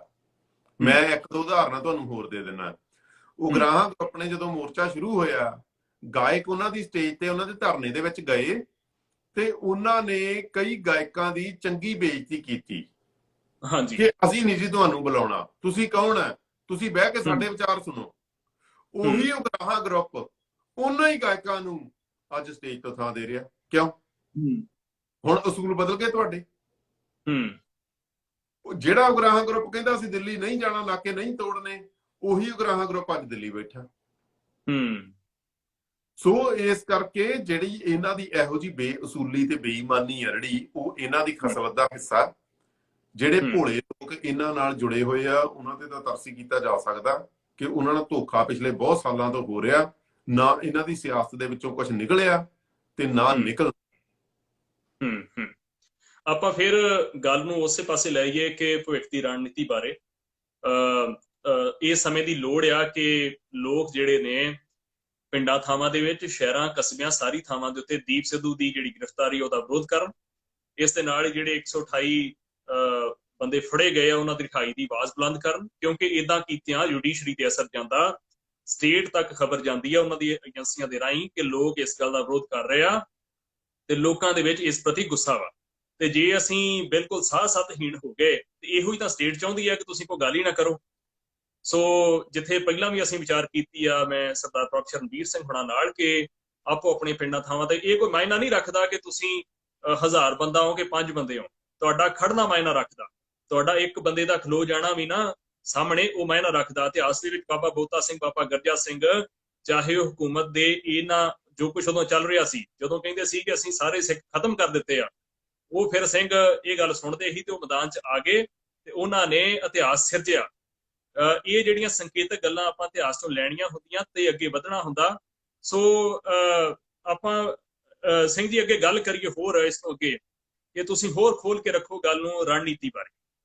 ਦੇਖੋ ਜੀ, ਪਿਛਲੇ ਸਮੇਂ ਦੌਰਾਨ ਦੋ ਮੋਰਚੇ ਜਿਹੜੇ ਉਹ ਸ੍ਰੀ ਅੰਮ੍ਰਿਤਸਰ ਸਾਹਿਬ ਵਿਖੇ ਲੜੇ ਗਏ ਆ। ਇੱਕ ਨਾਨਕ ਸ਼ਾਹ ਫਕੀਰ ਫਿਲਮ ਦੇ ਵਿਰੁੱਧ ਤੇ ਦੂਜਾ ਉੱਥੇ ਭੰਗੜੇ ਵਾਲੇ ਬੁੱਤਾਂ ਦੇ ਵਿਰੁੱਧ। ਹਾਂਜੀ, ਉਹਨਾਂ ਦੇ ਵਿੱਚ ਗਿਣਤੀ ਪੱਖੋਂ ਜੇ ਅਸੀਂ ਉਹਦਾ ਕਿਸਾਨ ਮੋਰਚੇ ਦੇ ਨਾਲ ਤੁਲਨਾ ਕਰੀਏ ਤਾਂ ਗਿਣਤੀ ਕੁਛ ਵੀ ਨਹੀਂ ਸੀ। ਹਾਂਜੀ, ਬਹੁਤ ਘੱਟ, ਕੁਛ ਦਰਜਨਾਂ ਬੰਦੇ ਸੀਗੇ, ਪਰ ਫਿਰ ਵੀ ਉਹਨਾਂ ਮੋਰਚਿਆਂ ਦੇ ਵਿੱਚ ਲਗਭਗ ਜਿੱਤ ਪ੍ਰਾਪਤ ਹੋਈ ਹੈ। ਬਿਲਕੁਲ। ਸੋ ਇਸ ਕਰਕੇ ਜਿਹੜੀ ਕਈ ਵਾਰੀ ਇਹ ਨਹੀਂ ਵੇਖਣਾ ਹੁੰਦਾ ਵੀ ਗਿਣਤੀ ਕਿੰਨੀ ਹੈ, ਕਈ ਵਾਰੀ ਇਹ ਦੇਖਣਾ ਹੁੰਦਾ ਗਾ ਵੀ ਇਹ ਹੋਊਗਾ ਕਿ ਨਹੀਂ ਹੋਊਗਾ। ਬਹਿ ਕੇ ਘਰੇ ਸੋਚਣਾ ਨਹੀਂ ਹੁੰਦਾ ਵੀ ਇਹਦਾ ਨਤੀਜਾ ਕੀ ਨਿਕਲੂਗਾ। ਕਈ ਕੰਮ ਹੀ ਕਰਨਾ ਹੁੰਦਾ ਕਿ ਜਾ ਕੇ ਉੱਥੇ ਹਾਜ਼ਰੀ ਲਵਾਉਣੀ ਹੁੰਦੀ ਹੈ। ਜਿਹੜਾ ਆਪਦਾ ਰੋਸ ਆ ਉਹ ਪ੍ਰਗਟਾਉਣਾ ਹੁੰਦਾ, ਆਪਦਾ ਰੋਹ ਆ ਜਿਹੜਾ ਉਹ ਦਰਜ ਕਰਾਉਣਾ ਹੁੰਦਾ। ਸੋ ਉਹਦੇ ਨਾਲ ਕਈ ਵਾਰੀ ਗੱਲ ਸਾਨੂੰ ਕਈ ਵਾਰੀ ਪਤਾ ਵੀ ਨਹੀਂ ਲੱਗਦਾ। ਕਈ ਵਾਰੀ ਇੰਨੀਆਂ ਹੈਰਾਨੀਜਨਕ ਗੱਲਾਂ ਹੁੰਦੀਆਂ ਵੀ ਐਡੀ ਵੱਡੀ ਲਹਿਰ ਬਣ ਜਾਂਦੀ ਹੈ ਕਿ ਉਹਨੂੰ ਸ਼ੁਰੂ ਕਰਨ ਵਾਲੇ ਲੋਕਾਂ ਨੂੰ ਵੀ ਪਤਾ ਨਹੀਂ ਹੁੰਦਾ ਕਿ ਐਡੀ ਵੱਡੀ ਲਹਿਰ ਬਣ ਜੂਗੀ। ਇਹ ਕਿਸਾਨ ਮੋਰਚਾ ਦੀ ਇੱਕ ਉਦਾਹਰਨ। ਪੰਜਾਬ ਦੇ ਵਿੱਚ ਪਿਛਲੇ ਸਮੇਂ ਦੌਰਾਨ ਜਿੰਨੀਆਂ ਵੱਡੀਆਂ ਲਹਿਰਾਂ ਚੱਲੀਆਂ, ਭਾਵੇਂ ਉਹ ਵਾਲੇ ਦੇ ਖਿਲਾਫ ਹੋਵੇ, ਭਾਵੇਂ ਉਹ ਭਾਈ ਰਾਜੋ ਉਹਨਾਂ ਦੀ ਫਾਂਸੀ ਵੇਲੇ ਹੋਵੇ, ਭਾਵੇਂ ਉਹ ਸ੍ਰੀ ਗੁਰੂ ਗ੍ਰੰਥ ਸਾਹਿਬ ਦੀ ਬੇਅਦਬੀ ਦੇ ਵਿਰੁੱਧ ਹੋਵੇ, ਉਹ ਸਾਰੀਆਂ ਦੀਆਂ ਸਾਰੀਆਂ ਨੇ ਰਾਜਨੀਤੀ ਦੇ ਵਿਸ਼ਲੇਸ਼ਕ ਆ ਜਿਹੜੇ ਪੰਜਾਬ ਦੀ ਰਾਜਨੀਤੀ ਦੇ, ਉਹਨਾਂ ਨੂੰ ਹੈਰਾਨ ਕੀਤਾ ਵੀ ਇਸ ਮਸਲੇ ਐਡੀ ਵੱਡੀ ਗਿਣਤੀ ਦੇ ਵਿੱਚ ਲੋਕ ਉੱਠ ਖੜੇ ਹੋਏ। ਅਸੀਂ ਤਾਂ ਕਦੇ ਸੋਚਿਆ ਹੀ, ਇਹਨਾਂ ਦੀ ਤਾਂ ਕੋਈ ਜਥੇਬੰਦੀ ਵੀ ਹੈ ਨਹੀਂ ਸੀ, ਇਹ ਤਾਂ ਖਿੰਡਰੇ ਹੋਏ ਲੋਕ ਸੀ। ਪਰ ਫਿਰ ਵੀ ਇਸ ਗੱਲ ਦੀਆਂ ਮਿਸਾਲਾਂ ਮਿਲਦੀਆਂ ਤੇ ਇਹ ਲਗਾਤਾਰ ਪੰਜਾਬ ਇਹ ਕੰਮ ਕਰ ਰਿਹਾ ਤੇ ਆਗੂਹੀਣਾ ਪੰਜਾਬ ਜਿਹੜਾ ਉਹ ਲਗਾਤਾਰ ਉੱਠ ਰਿਹਾ। ਪਰ ਮੈਨੂੰ ਮੈਂ ਕੋਈ ਨਿਰਾਸ਼ਾ ਤਾਂ ਨਹੀਂ ਫੈਲਾਉਣੀ ਚਾਹੁੰਦਾ, ਪਰ ਇਹ ਸਾਰੀ ਸਥਿਤੀ ਵੇਖ ਕੇ ਵਾਰ-ਵਾਰ ਸ਼ਾਹ ਮੁਹੰਮਦ ਦੀਆਂ ਲਾਈਨਾਂ ਜਿਹੜੀਆਂ ਉਹ ਚੇਤੇ ਆਉਂਦੀਆਂ ਕਿ ਸ਼ਾਹ ਮੁਹੰਮਦ ਦਾ ਇੱਕ ਸਰਕਾਰ ਵਜੋਂ ਫੌਜਾਂ ਜਿੱਤ ਕੇ ਅੰਤ ਨੂੰ ਹਾਰੀਆਂ ਨੇ। ਜਿਹੜੀ ਉਹ ਸਥਿਤੀ ਆ ਜਿਹੜੀ ਉਹ ਲਗਭਗ ਹਰ ਵਾਰੀ ਸਾਡੇ ਸੰਘਰਸ਼ਾਂ ਦੇ ਨਾਲ ਬਣ ਜਾਂਦੀ ਹੈ। ਸੋ ਲਗਾਤਾਰ ਉਹ ਸਥਿਤੀ ਬਣੀ ਹੋਈ ਆ। ਉਹਦਾ ਹੱਲ ਸੋਚਣ ਵਾਸਤੇ ਹੀ ਸਾਨੂੰ ਵੱਡੀ ਰਣਨੀਤੀ ਦੀ ਲੋੜ ਹੈ। ਕਈ ਵਾਰੀ ਜਿਹੜੀ ਰਣਨੀਤੀ ਹੈ ਉਹਦੀਆਂ ਬਹੁਤੀਆਂ ਗੱਲਾਂ ਜਿਹੜੀਆਂ ਉਹ ਉਵੇਂ ਪਬਲਿਕਲੀ ਕੀਤੀਆਂ ਵੀ ਨਹੀਂ ਜਾ ਸਕਦੀਆਂ ਹੁੰਦੀਆਂ। ਸੋ ਇੱਕ ਜਿਵੇਂ ਆਊਟਲਾਈਨ ਜੀ ਦਿੱਤੀ ਜਾ ਸਕਦੀ ਹੁੰਦੀ ਆ, ਉਹਦੇ ਚ ਪਹਿਲਾ ਕਦਮ ਆ ਜਿਹੜਾ ਉਹ ਇਕੱਤਰ ਹੋਣਾ। ਸੋ ਇਕੱਤਰ ਹੋਣ ਵਾਸਤੇ ਵੀ ਸਾਨੂੰ ਇਹ ਨਹੀਂਗਾ ਵੀ ਸਾਨੂੰ ਖਾਲਸਾ ਸਾਜਨਾ ਦਿਵਸ ਦੀ ਉਡੀਕ ਕਰਨੀ ਪਵੇ। ਸੋ ਫੌਰੀ ਤੌਰ ਤੇ ਵੀ ਇਕੱਤਰ ਹੋਇਆ ਜਾ ਸਕਦਾ, ਉਹਦੇ ਘਰ ਦੇ ਨੇੜਲੇ ਗੁਰੂ ਘਰਾਂ ਦੇ ਵਿੱਚ ਮੀਟਿੰਗ ਸੱਦੀ ਜਾ ਸਕਦੀ ਹੈ ਤੇ ਉੱਥੋਂ ਜ਼ਿਲ੍ਹਾਵਾਰ ਆ ਜਿਹੜਾ ਉਹ ਧਰਨਿਆਂ ਦਾ ਪ੍ਰੋਗਰਾਮ ਉਹ ਸ਼ੁਰੂ ਕੀਤਾ ਜਾ ਸਕਦਾ। ਮੇਰੇ ਖਿਆਲ ਚ ਅੱਜ ਇਸ ਗੱਲ ਦੀ ਲੋੜ ਹੈ ਜਿਹਦੇ ਤੇ ਅੱਜ ਹੀ ਅਮਲ ਕਰਨ ਦੀ ਲੋੜ ਆ। ਫੇਰ ਹੀ ਜਿਹੜੇ ਗ੍ਰਿਫਤਾਰ ਕੀਤੇ ਨੌਜਵਾਨ ਸਮੇਤ ਦੀਪ ਸਿੱਧੂ ਦੇ, ਉਹਨਾਂ ਦੇ ਹੱਕ ਦੇ ਵਿੱਚ ਆਵਾਜ਼ ਆ ਜਿਹੜੀ ਉਹ ਬੁਲੰਦ ਹੋਊਗੀ। ਆਪਾਂ ਨਾ ਜਾਂਦੇ ਜਾਂਦੇ ਤਕਰੀਬਨ ਗੱਲ ਨੂੰ ਹੁਣ ਵਾਧੇ ਪਾ ਦੇਣਾ ਵਾ। ਪੰਥ ਦੀ ਗੱਲ ਤੇ ਸਦਾ ਚੱਲਦੀ ਰਹਿਣੀ, ਆਪਾਂ ਇਸ ਗੱਲ ਨੂੰ ਛੇਤੀ ਸਮੇਟਣਾ।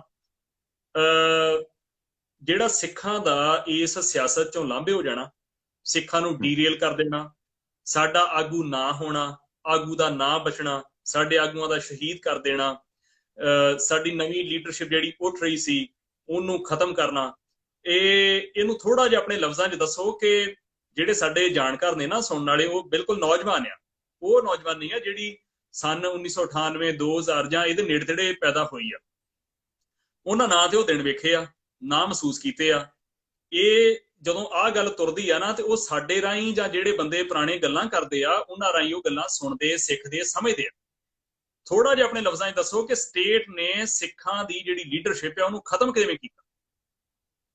ਦੇਖੋ, ਜਿਹੜਾ ਸਿੱਖਾਂ ਦਾ ਜੈਨੋਸਾਈਡ ਆ, ਪਹਿਲੀ ਤਾਂ ਗੱਲ ਉਹਨੂੰ ਸਮਝਣ ਦੀ ਲੋੜ ਹੈ। ਉਸ ਜੈਨੋਸਾਈਡ ਦੇ 3 ਪੜਾਅ ਹੋਏ ਆ ਇੰਡੀਆ ਦੇ ਵਿੱਚ। ਪਹਿਲਾ ਪੜਾਅ ਉਹਦਾ ਸੀਗਾ ਸ੍ਰੀ ਦਰਬਾਰ ਸਾਹਿਬ ਤੇ ਹਮਲਾ ਤੇ ਉਹਦੇ ਨਾਲ ਹੀ ਆਪਰੇਸ਼ਨ ਵੁਡਰੋਜ਼ ਜੀ। ਦੂਜਾ ਉਹਦਾ ਪੜਾਅ ਸੀਗਾ ਨਵੰਬਰ 84। ਤੀਜਾ ਉਹਦਾ ਸਭ ਤੋਂ ਅਹਿਮ ਜਿਹੜਾ ਘੱਟ ਸਮਝਿਆ ਗਿਆ ਪੜਾਅ ਉਹ ਸੀਗਾ 1984 ਤੋਂ ਲੈ ਕੇ 92-93 ਤੱਕ ਜਿਹੜੀ ਸਿੱਖਾਂ ਦੀ ਐਕਸਟਰਾ ਜੁਡੀਸ਼ੀਅਲ ਕਿਲਿੰਗਸ ਦੇ ਰੂਪ ਦੇ ਵਿੱਚ ਨਸਲਕੁਸ਼ੀ ਹੋਈ ਹੈ। ਇਹ ਜਿਹੜੀ 1984 ਤੋਂ 93 ਤੱਕ ਜਿਹੜੀ ਨਸਲਕੁਸ਼ੀ ਦਾ ਦੌਰ ਚੱਲਿਆ ਨਾ, ਇਹਦੇ ਦੌਰਾਨ ਸਟੇਟ ਨੇ ਇੱਕ ਮੈਥਡ ਅਪਣਾਇਆ ਉਹ ਮੈਥਡ ਇਹ ਸੀ ਕਿ ਪਹਿਲਾਂ ਨੌਜਵਾਨਾਂ ਨੂੰ ਆਇਡੈਂਟੀਫਾਈ ਕਰਨਾ ਹੈ ਕਿ ਕਿੰਨਾ ਨੌਜਵਾਨਾਂ ਦੇ ਵਿੱਚ ਸਿੱਖੀ ਪ੍ਰਤੀ ਜਜ਼ਬਾ ਹੈਗਾ, ਤੇ ਫਿਰ ਉਹਨਾਂ ਨੂੰ ਖਤਮ ਕਰਨਾ। ਭਾਵੇਂ ਉਹ ਨੌਜਵਾਨ ਕਿਸੇ ਖਾੜਕੂ ਗਤੀਵਿਧੀ ਦੇ ਵਿੱਚ ਸ਼ਾਮਲ ਸੀਗੇ ਜਾਂ ਨਹੀਂ ਸੀਗੇ, ਇਹ ਗੱਲ ਮੈਟਰ ਨਹੀਂ ਸੀ ਕਰਦੀ। ਸੋ ਉਸ ਸੰਬੰਧ ਦੇ ਵਿੱਚ ਮੈਂ ਇੱਕ ਕਿਤਾਬ ਨਾ ਆਪਣੇ ਕੈਲੀਫੋਰਨੀਆ ਤੋਂ ਪ੍ਰੋਫੈਸਰ ਨੇ ਬ੍ਰਾਇਨ ਐਕਸਲ, ਉਹਨਾਂ ਨੇ ਇੱਕ ਸਿੱਖਾਂ ਦੀ ਲਹਿਰ ਦੇ ਉੱਤੇ ਕਿਤਾਬ ਲਿਖੀ ਹੈ, ਨੇਸ਼ਨਸ ਟਾਰਚਰਡ ਬਾਡੀ। ਵਧੀਆ ਕਿਤਾਬ ਆ। ਉਹਦੇ ਵਿੱਚ ਉਹਨਾਂ ਨੇ ਪੰਜਾਬ ਜਾ ਕੇ ਵੀ ਰਿਸਰਚ ਕੀਤੀ ਸੀ ਉਹ ਕਿਤਾਬ ਲਿਖਣ ਲਈ। ਉਹ ਕਿਤਾਬ ਆਈ ਸੀਗੀ ਮੇਰੇ ਖਿਆਲ 1996 ਦੇ ਵਿੱਚ। ਸੋ ਮੂਵਮੈਂਟ ਦੇ ਦਿਨਾਂ ਦੇ ਵਿੱਚ ਉਹਨਾਂ ਨੇ ਜਦੋਂ ਰਿਸਰਚ ਕੀਤੀ ਤੇ ਪੰਜਾਬ ਦੇ ਵਿੱਚ ਵੀ ਉਹਨਾਂ ਨੇ ਚੱਕਰ ਲਾਏ ਸੀ। ਉਸ ਕਿਤਾਬ ਦੇ ਵਿੱਚ ਉਹਨਾਂ ਨੇ ਇੱਕ ਗੱਲ ਲਿਖੀ ਹੈ ਕਿ ਉਹਨੇ ਆਪਣਾ ਫਿਰੋਜ਼ਪੁਰ ਜ਼ਿਲ੍ਹੇ ਦੇ ਐਸਐਸਪੀ ਨਾਲ ਮੀਟਿੰਗ ਕੀਤੀ, ਉਹਦੇ ਨਾਲ ਗੱਲਬਾਤ ਕੀਤੀ, ਬਈ ਮੈਨੂੰ ਦੱਸੋ ਜੀ ਜਿਹੜੀ ਲਹਿਰ ਇੱਥੇ ਚੱਲ ਰਹੀ ਹੈ ਖਾਲਿਸਤਾਨ ਦੀ, ਇਹਦੇ ਬਾਰੇ ਦੱਸੋ। ਤੇ ਉਹਨੇ ਨਾਲ ਪੁੱਛਿਆ ਐਸਐਸਪੀ ਨੂੰ ਕਿ ਤੁਸੀਂ ਕਿਹਨੂੰ ਖਾੜਕੂ ਸਮਝਦੇ ਆ, ਕੌਣ ਖਾੜਕੂ, ਤੁਹਾਨੂੰ ਕਿਵੇਂ ਪਤਾ ਲੱਗਦਾ ਵੀ ਇਹ ਬੰਦਾ ਖਾੜਕੂ ਆ। ਤੇ ਐਸਐਸਪੀ ਉਹਨੂੰ ਕਹਿੰਦਾ ਕਿ ਅਸੀਂ ਜੀ ਜਿਹੜਾ ਬੰਦੇ ਨੇ ਅੰਮ੍ਰਿਤ ਛਕਿਆ ਪਿਆ ਅਸੀਂ ਉਹਨੂੰ ਖਾੜਕੂ ਸਮਝਦੇ ਆ ਤੇ ਉਹਨੂੰ ਅਸੀਂ ਚੱਕ ਲਏ। ਇਹ ਗੱਲ ਕਿਤਾਬ ਦੇ ਵਿੱਚ ਨੇਸ਼ਨਸ ਟਾਰਚਰਡ ਬਾਡੀ ਦੇ ਵਿੱਚ ਉਹਨੇ ਆਪ ਲਿਖੀ ਹੈ ਤੇ ਉਹਦੀ ਆਪ ਦੀ ਹੱਡ ਬੀਤੀ ਹੈ। ਸੋ ਇਹ ਤਰੀਕਾ ਸੀਗਾ ਵੀ ਜਿਹੜਾ ਵੀ ਅੰਮ੍ਰਿਤਧਾਰੀ ਨੌਜਵਾਨ ਹੁੰਦਾ ਸੀ ਉਹਨੂੰ ਸਟੇਟ ਆਪ ਦਾ ਦੁਸ਼ਮਣ ਸਮਝਦੀ ਸੀ ਤੇ ਉਹਨੂੰ ਚੱਕ ਕੇ ਖਤਮ ਕਰ ਦਿੱਤਾ ਜਾਂਦਾ ਸੀ। ਉਹਨਾਂ ਨੌਜਵਾਨਾਂ ਦੇ ਵਿੱਚੋਂ ਹੀ ਸਿੱਖਾਂ ਦੀ ਲੀਡਰਸ਼ਿਪ ਉੱਭਰਨੀ ਸੀ। ਇਸ ਗੱਲ ਦੀ ਸਮਝ ਆ ਜਿਹੜੀ ਉਹ ਸਟੇਟ ਨੂੰ ਬਹੁਤ ਜ਼ਿਆਦਾ ਸੀ ਤੇ ਇਸ ਤਰੀਕੇ ਨਾਲ ਜਿਹੜੀ ਨੌਜਵਾਨ ਇੱਕ ਖਲਾਅ ਪੈਦਾ ਹੋ ਗਿਆ ਉਹ ਨੌਜਵਾਨੀ ਦਾ ਪੂਰਾ ਖਤਮ ਹੋਣ ਦੇ ਨਾਲ, ਜਿਹਦੇ ਕਰਕੇ ਅੱਜ ਅਸੀਂ ਆਗੂਹੀਣ ਹੋਏ ਪਏ ਹਾਂ। ਪਰ ਜੇ ਤੁਹਾਡੀ ਇਸ ਗੱਲ ਤੇ ਦੋਹਰੇ ਸਵਾਲ ਉਠਾਉਣਾ ਹੋਵੇ ਤਾਂ ਗੱਲ ਇਹ ਤੁਸੀਂ ਕਹਿ ਰਹੇ ਹੋ 84 ਤੋਂ ਲੈ ਕੇ 95 ਤੱਕ ਦੀ 15 ਸਾਲਾਂ ਦੀ। ਹਾਂਜੀ। ਉਸ ਤੋਂ ਬਾਅਦ ਫਿਰ ਮੰਨਿਆ ਕਿ ਜਿਹੜੇ ਉਸ ਟਾਈਮ ਤੋਂ ਜਵਾਨ ਹੋ ਰਹੇ ਸਨ ਉਹ 2000 ਸਨ ਦੀ ਗੱਲ ਆ ਗਈ, 2005 ਦੀ ਆ ਗਈ, 10 ਸਾਲ ਦਾ ਸਮਾਂ ਫਿਰ ਲੰਘ ਗਿਆ ਤੇ ਪਿਛਲੇ 15 ਸਾਲ ਉਹ ਤੋਂ ਅੱਗੇ ਆ ਗਏ, 16 ਸਾਲ ਹੋਣ ਲੱਗ ਗਿਆ। ਹੁਣ ਫਿਰ ਲੀਡਰਸ਼ਿਪ ਕਿਉਂ ਨਹੀਂ ਉੱਠ ਰਹੀ? ਬੇਸ਼ੱਕ ਜਿਹੜੀ ਦੋ ਨੌਜਵਾਨ ਜਿਹੜੇ ਨੇ ਉਹ ਸਾਡੇ ਚਾਹੇ ਉਹ ਸਿੱਖ ਸਰੂਪ ਚ ਨਹੀਂ ਗਏ ਪਰ ਕਿਤੇ ਨਾ ਕਿਤੇ ਵਿਚਾਰਾਂ ਦੀ ਤਰਜਮਾਨੀ ਕਰਦੇ ਹੋ, ਦੀਪ ਸਿੱਧੂ ਤੇ ਲੱਖਾ ਸਦਾਣਾ। ਤੇ ਜਿਹੜੀ ਕੁੱਲ ਮਿਲਾ ਕੇ ਸਿੱਖ ਲੀਡਰਸ਼ਿਪ ਦਾ ਨਾਂ ਉੱਠਣਾ 25 ਸਾਲ ਬਾਅਦ ਵੀ, ਇਹ ਬੇਸ਼ੱਕ ਆਪਾਂ 1995 ਤੱਕ ਦੀ ਗੱਲ ਕਹਿ ਸਕਦੇ ਹਾਂ ਕਿ ਸਟੇਟ ਨੇ ਸਾਨੂੰ ਇਸ ਤਰੀਕੇ ਨਾਲ ਰਗੜ ਕੇ ਰੱਖਿਆ, ਪਰ 25 ਸਾਲਾਂ ਦਾ ਉੱਤਰ ਜਿਹੜਾ ਵਾ ਉਹ ਤੇ ਫਿਰ ਸਾਨੂੰ ਦੇਣਾ ਪੈਣਾ ਨਾ। ਕੀ ਮੰਨਦੇ ਹੋ? ਉਹਦੇ ਦੋ ਵੱਡੇ ਕਾਰਨ ਨੇ ਜੀ। ਪਿਛਲੇ 25 ਸਾਲਾਂ ਦੇ ਵਿੱਚ ਲਹਿਰ ਕਿਉਂ ਨਹੀਂ ਉੱਠ ਸਕੀ, ਉਹਦੇ ਦੋ ਵੱਡੇ ਕਾਰਨ ਨੇ। ਪਹਿਲਾ ਕਾਰਨ ਜਿਹੜਾ ਉਹ ਹੈਗਾ ਵੀ ਸਟੇਟ ਨੇ ਇੱਕ ਬਹੁਤ ਵੱਡੀ ਸਾਈਕੋਲੋਜੀਕਲ ਟ੍ਰਿਕ ਖੇਡੀ। ਉਹ ਟ੍ਰਿਕ ਕੀ ਸੀ ਵੀ ਜਵਾਨੀ ਦਾ ਜੋਸ਼ ਆ ਜਿਹੜਾ ਉਹਨੂੰ ਗਲਤ ਕੰਮਾਂ ਦੇ ਵਿੱਚ ਪਾਸੇ ਤੋਰਿਆ ਜਾਵੇ। ਉਹਦੇ ਵਿੱਚ ਅਖਾੜਾ ਸੱਭਿਆਚਾਰ, ਨਵੀਂ ਗਾਇਕੀ, ਲੱਚਰ ਗਾਇਕੀ ਤੇ ਫਿਲਮਾਂ ਤੇ ਸੈਟੇਲਾਈਟ ਟੀਵੀ, ਇਹਨਾਂ ਚੀਜ਼ਾਂ ਨੇ ਬਹੁਤ ਵੱਡਾ ਰੋਲ ਅਦਾ ਕੀਤਾ। ਸੋ ਜਵਾਨੀ ਦਾ ਵਹਿਣ ਆ ਜਿਹੜਾ, ਜਵਾਨੀ ਇੱਕ ਦਰਿਆ ਵਾਂਗੂ ਹੁੰਦੀ ਹੈ, ਜਿੱਧਰ ਨੂੰ ਉਹਦਾ ਵਹਿਣ ਹੋ ਜਾਏ ਉਧਰ ਨੂੰ ਵਹਿ ਜਾਂਦੀ ਹੈ। ਸੋ ਉਹਨਾਂ ਨੇ ਬਹੁਤ ਤਰੱਦਦ ਕਰਕੇ, ਬਹੁਤ ਸਕੀਮਾਂ ਲਾ ਕੇ, ਮੇਲੇ ਸ਼ੁਰੂ ਕਰਕੇ ਪੰਜਾਬ ਦੀ ਜਵਾਨੀ ਦਾ ਵਹਿਣ ਆ ਜਿਹੜਾ ਉਹ ਸਫਲਤਾਪੂਰਵਕ ਮੋੜਤਾ ਜੀ। ਤੁਸੀਂ ਕਹਿ ਲਓ ਨਸ਼ਿਆਂ ਵੱਲ ਨੂੰ, ਲੱਚਰਤਾ ਵੱਲ ਨੂੰ, ਹੋਰਾਂ ਗੱਲਾਂ ਵੱਲ ਨੂੰ। ਇੱਕ ਕਾਰਨ ਇਹ ਹੈ ਤੇ ਦੂਜਾ ਕਾਰਨ ਜਿਹੜਾ ਉਹ ਇਹਦੇ ਤੋਂ ਵੀ ਭਿਅੰਕਰ ਹੈ, ਉਹ ਇਹ ਹੈ ਕਿ ਉਹਨਾਂ ਨੇ ਜਿਹੜਾ ਸਿੱਖੀ ਭੇਸ ਦੇ ਵਿੱਚ ਕੁਛ ਆਪਣੇ ਏਜੰਟ ਆ ਜਿਹੜੇ ਉਹ ਦੇਸ਼ ਵਿਦੇਸ਼ਾਂ ਦੇ ਵਿੱਚ ਆ ਜਿਹੜੇ ਉਹ ਭਰਤੀ ਕਰਦੇ, ਜਿਹੜੇ ਦੇ ਨਾ ਆਪ ਕੁਛ ਕਰਦੇ ਆ ਤੇ ਨਾ ਕਿਸੇ ਨੂੰ ਕੁਛ ਕਰਨ ਦਿੰਦੇ ਆ। ਉਹਨਾਂ ਨੂੰ ਇਹ ਲੱਗਦਾ ਕਿ ਪੰਥ ਦੀ ਚੌਧਰ ਸਾਡੇ ਕੋਲੇ ਆ। ਜੇ ਸਿੱਖ, ਉਹ ਐਲਾਨੀਆਂ ਇਹ ਕਹਿੰਦੇ ਵੀ ਆ ਵੀ ਜੇ ਸਿੱਖਾਂ ਦੀ ਗੱਲ ਚੱਲੇ ਤਾਂ ਸਾਡੇ ਅਧੀਨ ਹੋ ਕੇ ਚੱਲੇ, ਨਹੀਂ ਤਾਂ ਨਾ ਚੱਲੇ। ਨਹੀਂ ਤਾਂ ਇਹ ਚੱਲੂਗੀ ਗੱਲ ਤਾਂ ਸਾਡੇ ਅੰਡਰ ਚੱਲੂਗੀ, ਨਹੀਂ ਤਾਂ ਫਿਰ ਅਸੀਂ ਕਿਸੇ ਨੂੰ ਉੱਠਣ ਨਹੀਂ ਦੇਣਾ। ਇਹ ਗੱਲ ਉਹ ਆਪਦੇ ਮੂੰਹੋਂ ਇਹ ਗੱਲਾਂ ਕਰਦੇ ਆ। ਸੋ ਇਹੋ ਜਿਹੇ ਗਰੁੱਪ ਆ ਜਿਹੜੇ ਉਹਨਾਂ ਕੋਲੇ ਰਿਸੋਰਸਿਸ ਬਹੁਤ ਜ਼ਿਆਦਾ ਹੁੰਦੇ ਆ ਤੇ ਉਹ ਫਿਰ ਆਪਦੇ ਰਿਸੋਰਸਿਸ ਦੇ ਜ਼ਰੀਏ ਇਹੋ ਜਿਹੇ ਨੈਟਵਰਕ ਆ ਜਿਹੜੇ ਮੀਡੀਆ ਦੇ ਖੜੇ ਕਰ ਲੈਂਦੇ ਆ, ਜਿਨ੍ਹਾਂ ਨਾਲ ਉਹ ਝੂਠ ਦਾ ਪ੍ਰਚਾਰ ਕਰੀ ਜਾਂਦੇ ਆ, ਕਿਸੇ ਵੀ ਨਵੇਂ ਨੌਜਵਾਨ ਨੂੰ ਅੱਗੇ ਨਹੀਂ ਆਉਣ ਦਿੰਦੇ। ਹੁਣ ਇੱਥੇ ਮੈਂ ਦੀਪ ਸਿੱਧੂ ਬਾਰੇ ਹੀ ਦੋ ਗੱਲਾਂ ਕਰਨੀਆਂ ਚਾਹੁੰਦਾ। ਦੀਪ ਸਿੱਧੂ ਨਵਾਂ ਨੌਜਵਾਨ ਜਿਹੜਾ ਉਹ ਪੰਥਕ ਦਰਦ ਦੇ ਵਿੱਚੋਂ ਪੰਥ ਵਾਸਤੇ ਕੁਝ ਕਰਨ ਦੇ ਇਰਾਦੇ ਨਾਲ ਆਇਆ ਤੇ ਅੱਜ ਕੱਲ ਤੁਸੀਂ ਪੰਥਕ ਸਰਕਲਾਂ ਦੇ ਵਿੱਚ ਜਿਹੜੇ ਵੀ ਲੋਕ ਵਿਚਰਦੇ ਆ ਉਹਨਾਂ ਨੂੰ ਇਹ ਗੱਲ ਦਾ ਭਲੀ ਭਾਂਤ ਪਤਾ ਕਿ ਉਹਦੀਆਂ ਲੱਤਾਂ ਕਿਹਨੇ ਖਿੱਚੀਆਂ? ਆਪਦੇ ਪੰਥਕ ਹੋਣ ਵਾਲਿਆਂ ਨੇ। ਜਿਹੜੇ ਕਿਸਾਨ ਯੂਨੀਅਨ ਵਾਲੇ ਆ ਉਹ ਦੀਪ ਸਿੱਧੂ ਦਾ ਵਿਰੋਧ ਕਰਦੇ ਆ, ਪਰ ਉਹ ਜ਼ਾਹਰਾ ਤੌਰ ਤੇ ਕਰਦੇ ਆ। ਹਾਂਜੀ, ਅੰਦਰ ਖਾਤੇ ਨਹੀਂ, ਉਹ ਬੋਲ ਕੇ ਕਰਦੇ ਆ, ਸਿੱਧਾ ਨਾਂ ਲੈ ਕੇ ਉਹਦਾ ਵਿਰੋਧ ਕਰਦੇ ਆ। ਇਹ ਉਹਨਾਂ ਦੀ ਗੱਲ ਬਹੁਤ ਮਾੜੀ ਆ, ਨਹੀਂ ਕਰਨਾ ਚਾਹੀਦਾ ਉਹਨਾਂ ਨੂੰ, ਪਰ ਫਿਰ ਵੀ ਇਹ ਉਨੀ ਘਟੀਆ ਗੱਲ ਨਹੀਂ। ਜਿਹੜੇ ਅੰਦਰ ਖਾਤੇ ਵਿਰੋਧ ਕਰਦੇ ਆ, ਉੱਪਰੋਂ ਮੁਖੌਟੇ ਹੋਰ ਪਾਏ ਹੋਏ ਆ। ਅੰਦਰ ਖਾਤੇ ਦੀਪ ਸਿੱਧੂ ਨੂੰ ਲਗਾਤਾਰ ਉਹਨੂੰ ਅੰਡਰਮਾਈਨ ਕਰ ਰਹੇ ਸੀ, ਅੱਜ ਵੀ ਕਰ ਰਹੇ ਆ, ਉਹਦੀ ਗ੍ਰਿਫਤਾਰੀ ਤੋਂ ਬਾਅਦ ਵੀ। ਹੁਣ ਜਿਵੇਂ ਪਿੱਛੇ ਜੇ ਇੱਕ ਸ਼ੋਸ਼ਾ ਛੱਡਿਆ ਗਿਆ ਕੱਲ ਪਰਸੋਂ ਕਿ ਜੀ ਉਹ ਪੇਸ਼ ਹੋਇਆ, ਉਹਨੂੰ ਗ੍ਰਿਫਤਾਰ ਨਹੀਂ ਕੀਤਾ ਗਿਆ। ਹੁਣ ਹੋਇਆ ਹੋਵੇ ਪੇਸ਼, ਇਹ ਗੱਲ ਨੂੰ ਕਿਉਂ ਉਭਾਰ ਰਹੇ ਆ ਤੁਸੀਂ? ਇਸ ਕਰਕੇ ਉਹ ਤਾਂ ਗ੍ਰਿਫਤ ਦੇ ਵਿੱਚ ਹੀ ਆ। ਕੋਈ ਡਰ ਰਿਹਾ ਕਿ ਦੀਪ ਸਿੱਧੂ ਦਾ ਅਕਸ ਸਿੱਖਾਂ ਦੇ ਵਿੱਚ, ਨੌਜਵਾਨਾਂ ਦੇ ਵਿੱਚ ਵੱਡਾ ਨਾ ਹੋ ਜੇ, ਕੱਲ ਨੂੰ ਉਹ ਲੀਡਰ ਨਾ ਬਣੇ। ਕੋਈ ਡਰ ਰਿਹਾ, ਉਸ ਡਰ ਦੇ ਵਿੱਚੋਂ ਇਹ ਗੱਲ ਆਈ ਆ। ਨਹੀਂ, ਇਹ ਗੱਲ ਆ ਨਹੀਂ ਸੀ ਸਕਦੀ। ਨਹੀਂ, ਕੌਣ ਇੰਨਾ ਬੇਵਕੂਫ ਅੱਜ ਕੱਲ ਕੌਣ ਆ ਕਿ ਉਹ ਇਹੋ ਜਿਹੀ ਗੱਲ ਆ ਜਿਹੜੀ ਉਹ ਪਬਲਿਕ ਪਲੇਟਫਾਰਮ ਤੇ ਕਰੂਗਾ। ਉਸ ਵੇਲੇ ਜਦੋਂ ਸਾਰੀ ਦੀ ਸਾਰੀ ਦੇਸ਼ ਵਿਦੇਸ਼ ਦੀ ਸੰਗਤ ਆ ਜਿਹੜੀ ਉਹ ਪੁਰਜੋਰ ਵਿਰੋਧ ਕਰ ਰਹੀ ਹੈ ਤੇ ਦੀਪ ਸਿੱਧੂ ਦੇ ਹੱਕ ਦੇ ਵਿੱਚ ਖੜੀ ਹੈ, ਉਸ ਵੇਲੇ ਉਹਨਾਂ ਦੇ ਰੋਹ ਨੂੰ, ਉਹਨਾਂ ਦੇ ਗੁੱਸੇ ਨੂੰ ਢਿੱਲਾ ਪਾਉਣ ਵਾਸਤੇ ਕਿਉਂ ਕੋਈ ਇਹੋ ਜਿਹੀ ਗੱਲ ਕਰੂਗਾ? ਇਹ ਸਵਾਲ ਬਹੁਤ ਸੋਚ। ਅਜਿਹੀ ਆਸ ਤਾਂ ਸਟੇਟ ਤੋਂ ਕੀਤੀ ਜਾ ਸਕਦੀ ਸੀ, ਪਰ ਫਰਜ਼ੀ ਸਮਰਥਕਾਂ ਤੋਂ ਨਹੀਂ। ਹਾਂਜੀ, ਬਿਲਕੁਲ ਬਿਲਕੁਲ। ਹਾਂਜੀ, ਸਟੇਟ ਇਹ ਗੱਲ ਕਹਿੰਦੀ ਤੇ ਸਾਨੂੰ ਸਮਝ ਆਉਂਦੀ ਵੀ ਉਹ ਪੇਸ਼ ਹੋਇਆ, ਪਰ ਉਹ ਤਾਂ ਕਹਿ ਰਿਹਾ ਕਿ ਅਸੀਂ ਗ੍ਰਿਫਤਾਰ ਕੀਤਾ। ਦਿੱਲੀ ਪੁਲਿਸ ਦੇ ਬਿਆਨ 'ਚ ਸਾਫ਼ ਕਿਹਾ ਜਾ ਰਿਹਾ ਕਿ ਦੀਪ ਸਿੱਧੂ ਜਿਹੜਾ, ਉਹਨੂੰ ਗ੍ਰਿਫਤਾਰ ਕੀਤਾ ਗਿਆ। ਉਹਨਾਂ ਬਿਲਕੁਲ ਨਹੀਂ ਕਿਹਾ ਕਿ ਉਹ ਸਰੈਂਡਰ ਵਾਲਾ ਲਫ਼ਜ਼ ਕਿਤੇ ਨਹੀਂ ਸੁਣਿਆ ਪੁਲਿਸ ਦੇ ਮੂੰਹੋਂ। ਹਾਂਜੀ, ਪਰ ਜਿਹੜੇ ਫਰਜ਼ੀ ਸਮਰਥਕ ਨੇ ਉਹ ਕਹਿ ਰਿਹਾ ਕਿ ਦੀਪ ਸਿੱਧੂ ਜਿਹੜਾ ਉਹ ਪੇਸ਼ ਹੋਇਆ। ਇਹ ਕੋਈ ਗੱਲ ਜੱਚਦੀ ਨਹੀਂ। ਏਦਾਂ ਦੀਆਂ ਗੱਲਾਂ, ਹਲਕੀਆਂ ਗੱਲਾਂ ਨਹੀਂ ਕਰਨੀਆਂ ਚਾਹੀਦੀਆਂ। ਸਮਾਂ ਤੁਹਾਨੂੰ ਵੇਖ ਰਿਹਾ। ਇਹ ਜਿਹੜਾ ਵਾ, ਇਸ ਤਰੀਕੇ ਨਾਲ ਜੇ ਤਾਂ ਕਿਸੇ ਨੇ ਹਮਾਇਤ ਕਰਨੀ ਤਾਂ ਖੁੱਲੀ ਕਰੋ। ਏਦਾਂ ਇਸ ਤਰੀਕੇ ਨਾਲ ਘੁੰਡ ਕੱਢ ਕੇ ਨਹੀਂ ਨੱਚਿਆ ਜਾਂਦਾ ਬਿਲਕੁਲ। ਜਾਂ ਤਾਂ ਅਗਲੇ ਦੇ ਹੱਕ 'ਚ ਆ ਜਾਓ ਜਾਂ ਉਲਟ ਹੋ ਜਾਓ। ਦੋ ਹੀ ਗੱਲਾਂ ਹੁੰਦੀਆਂ। ਹਾਂਜੀ। ਸੋ ਇਸ ਵਿੱਚ ਤੁਸੀਂ ਦੇਖੋ, ਕਦੇ ਕੋਈ ਕਹਿ ਰਿਹਾ ਉਹ ਪੇਸ਼ ਹੋ ਰਿਹਾ, ਕੋਈ ਕਹਿ ਰਿਹਾ ਉਹਦਾ ਰੰਗ ਪੀਲਾ ਹੋਇਆ ਪਿਆ ਸੀ, ਉਹ ਘਬਰਾਇਆ ਹੋਇਆ, ਉਹ ਬਹੁਤ ਪਰੇਸ਼ਾਨੀ 'ਚ ਸੀ। ਹੁਣ ਇਹ ਸਾਰੀਆਂ ਗੱਲਾਂ ਜਿਹੜੀਆਂ ਉਹ ਇੱਕ ਗਰੁੱਪ ਸਿਸਟਮੈਟਿਕਲੀ ਲੱਗਿਆ ਹੋਇਆ ਡੈਮੇਜ ਕਰਨ ਵਾਸਤੇ ਵੀ, ਟੇਢੇ ਢੰਗਰਾਂ, ਕਿਉਂਕਿ ਸਿੱਧਾ ਬੋਲ ਨਹੀਂ ਸਕਦੇ। ਸਿੱਧਾ ਬੋਲਣ ਲੋਕਾਂ ਦੀਆਂ ਜੁੱਤੀਆਂ ਖਾਣਗੇ। ਸੋ ਇਹ ਬਹੁਤ ਵੱਡੀ ਸਮੱਸਿਆ ਹੈ। ਇਸ ਗੱਲ ਨੇ ਸਿੱਖਾਂ ਦੀ ਲੀਡਰਸ਼ਿਪ ਨਹੀਂ ਉੱਭਰਨ ਦਿੱਤੀ। ਇਸ ਗੱਲ ਨੇ ਸਿੱਖਾਂ ਦਾ ਕੁਝ ਬਣਨ ਨਹੀਂ ਦਿੱਤਾ ਹਜੇ ਤੱਕ। ਇਹਨੂੰ ਬਹੁਤ ਸੀਰੀਅਸਲੀ ਲੈਣਾ ਚਾਹੀਦਾ। ਹੁਣ ਜਦੋਂ ਸਾਰੇ ਲੋਕ ਆ ਜਿਹੜੇ ਉਹ ਇੱਕ ਆਪਣੇ ਨੌਜਵਾਨ ਦੇ ਹੱਕ ਦੇ ਵਿੱਚ ਖੜੇ ਆ, ਉਦੋਂ ਉਹਦੇ ਸੰਬੰਧੀ ਇਹੋ ਜਿਹੀਆਂ ਗੱਲਾਂ ਕਰਨੀਆਂ ਜਿਹੜੀਆਂ ਉਹ ਕੁਦਰਤੀ ਤੌਰ ਤੇ ਸ਼ੱਕ ਪੈਦਾ ਕਰਦੀਆਂ ਨੇ। ਜੀ।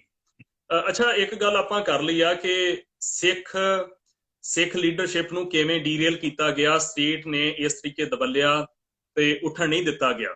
ਪਰ ਹੁਣ ਗੱਲ ਕਰੀਏ ਕਿ ਜੇ ਕਾਮਰੇਡ ਉੱਠੇ ਆ ਤੇ ਉਹਨਾਂ ਦੇ ਉੱਠਣ ਪਿੱਛੇ ਕਾਰਨ ਕੀ ਆ? ਉਹਨਾਂ ਨੂੰ ਫਿਰ ਕਿਹੜੀ ਗੱਲ ਸੂਝ ਬਹਿ ਗਈ ਕਿ ਕਾਮਰੇਡ ਉੱਠ ਪਏ? ਦੇਖੋ ਜੀ, ਕਾਮਰੇਡਾਂ ਨੂੰ ਸਟੇਟ ਉਹਨਾਂ ਦੀ ਪੁਸ਼ਤ ਬਣਾਈ ਕਰ ਰਹੀ ਹੈ 84 ਤੋਂ ਲੈ ਕੇ।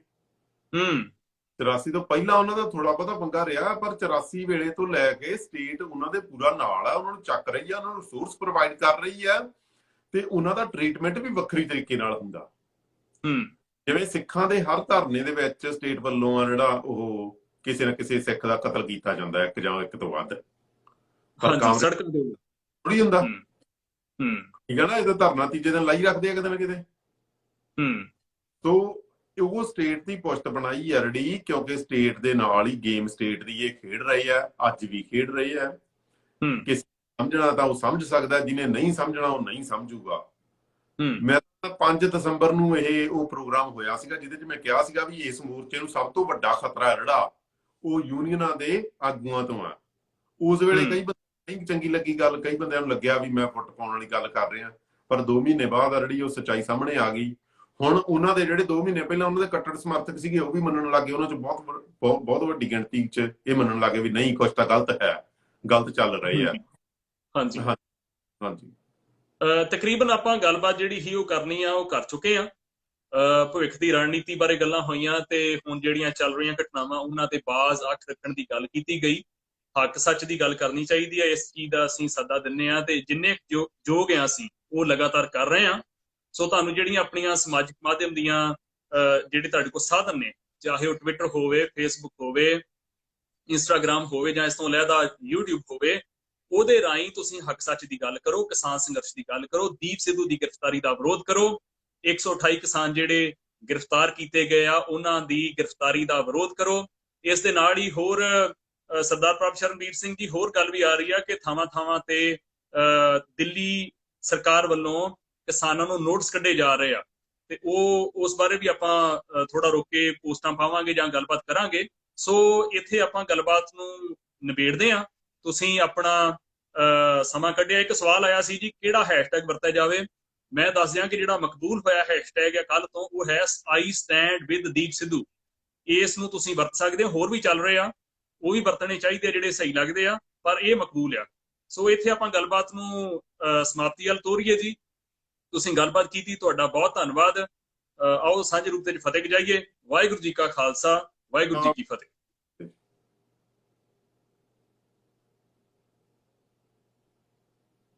ਸੋ ਇਹ ਜਿਹੜੀ ਗੱਲਬਾਤ ਆ ਤੁਸੀਂ ਸਰਦਾਰ ਪ੍ਰਭ ਸ਼ਰਨਵੀਰ ਸਿੰਘ ਹੁਣਾਂ ਨਾਲ ਸੁਣੀ। ਤੁਹਾਨੂੰ ਇਹ ਗੱਲਬਾਤ ਕਿਵੇਂ ਦੀ ਲੱਗੀ? ਤੁਸੀਂ ਆਪਣੇ ਜਿਹੜੇ ਵਿਚਾਰ ਨੇ ਉਹ ਕਮੈਂਟਸ ਦੇ ਰਾਹੀਂ ਰੱਖ ਸਕਦੇ ਹੋ।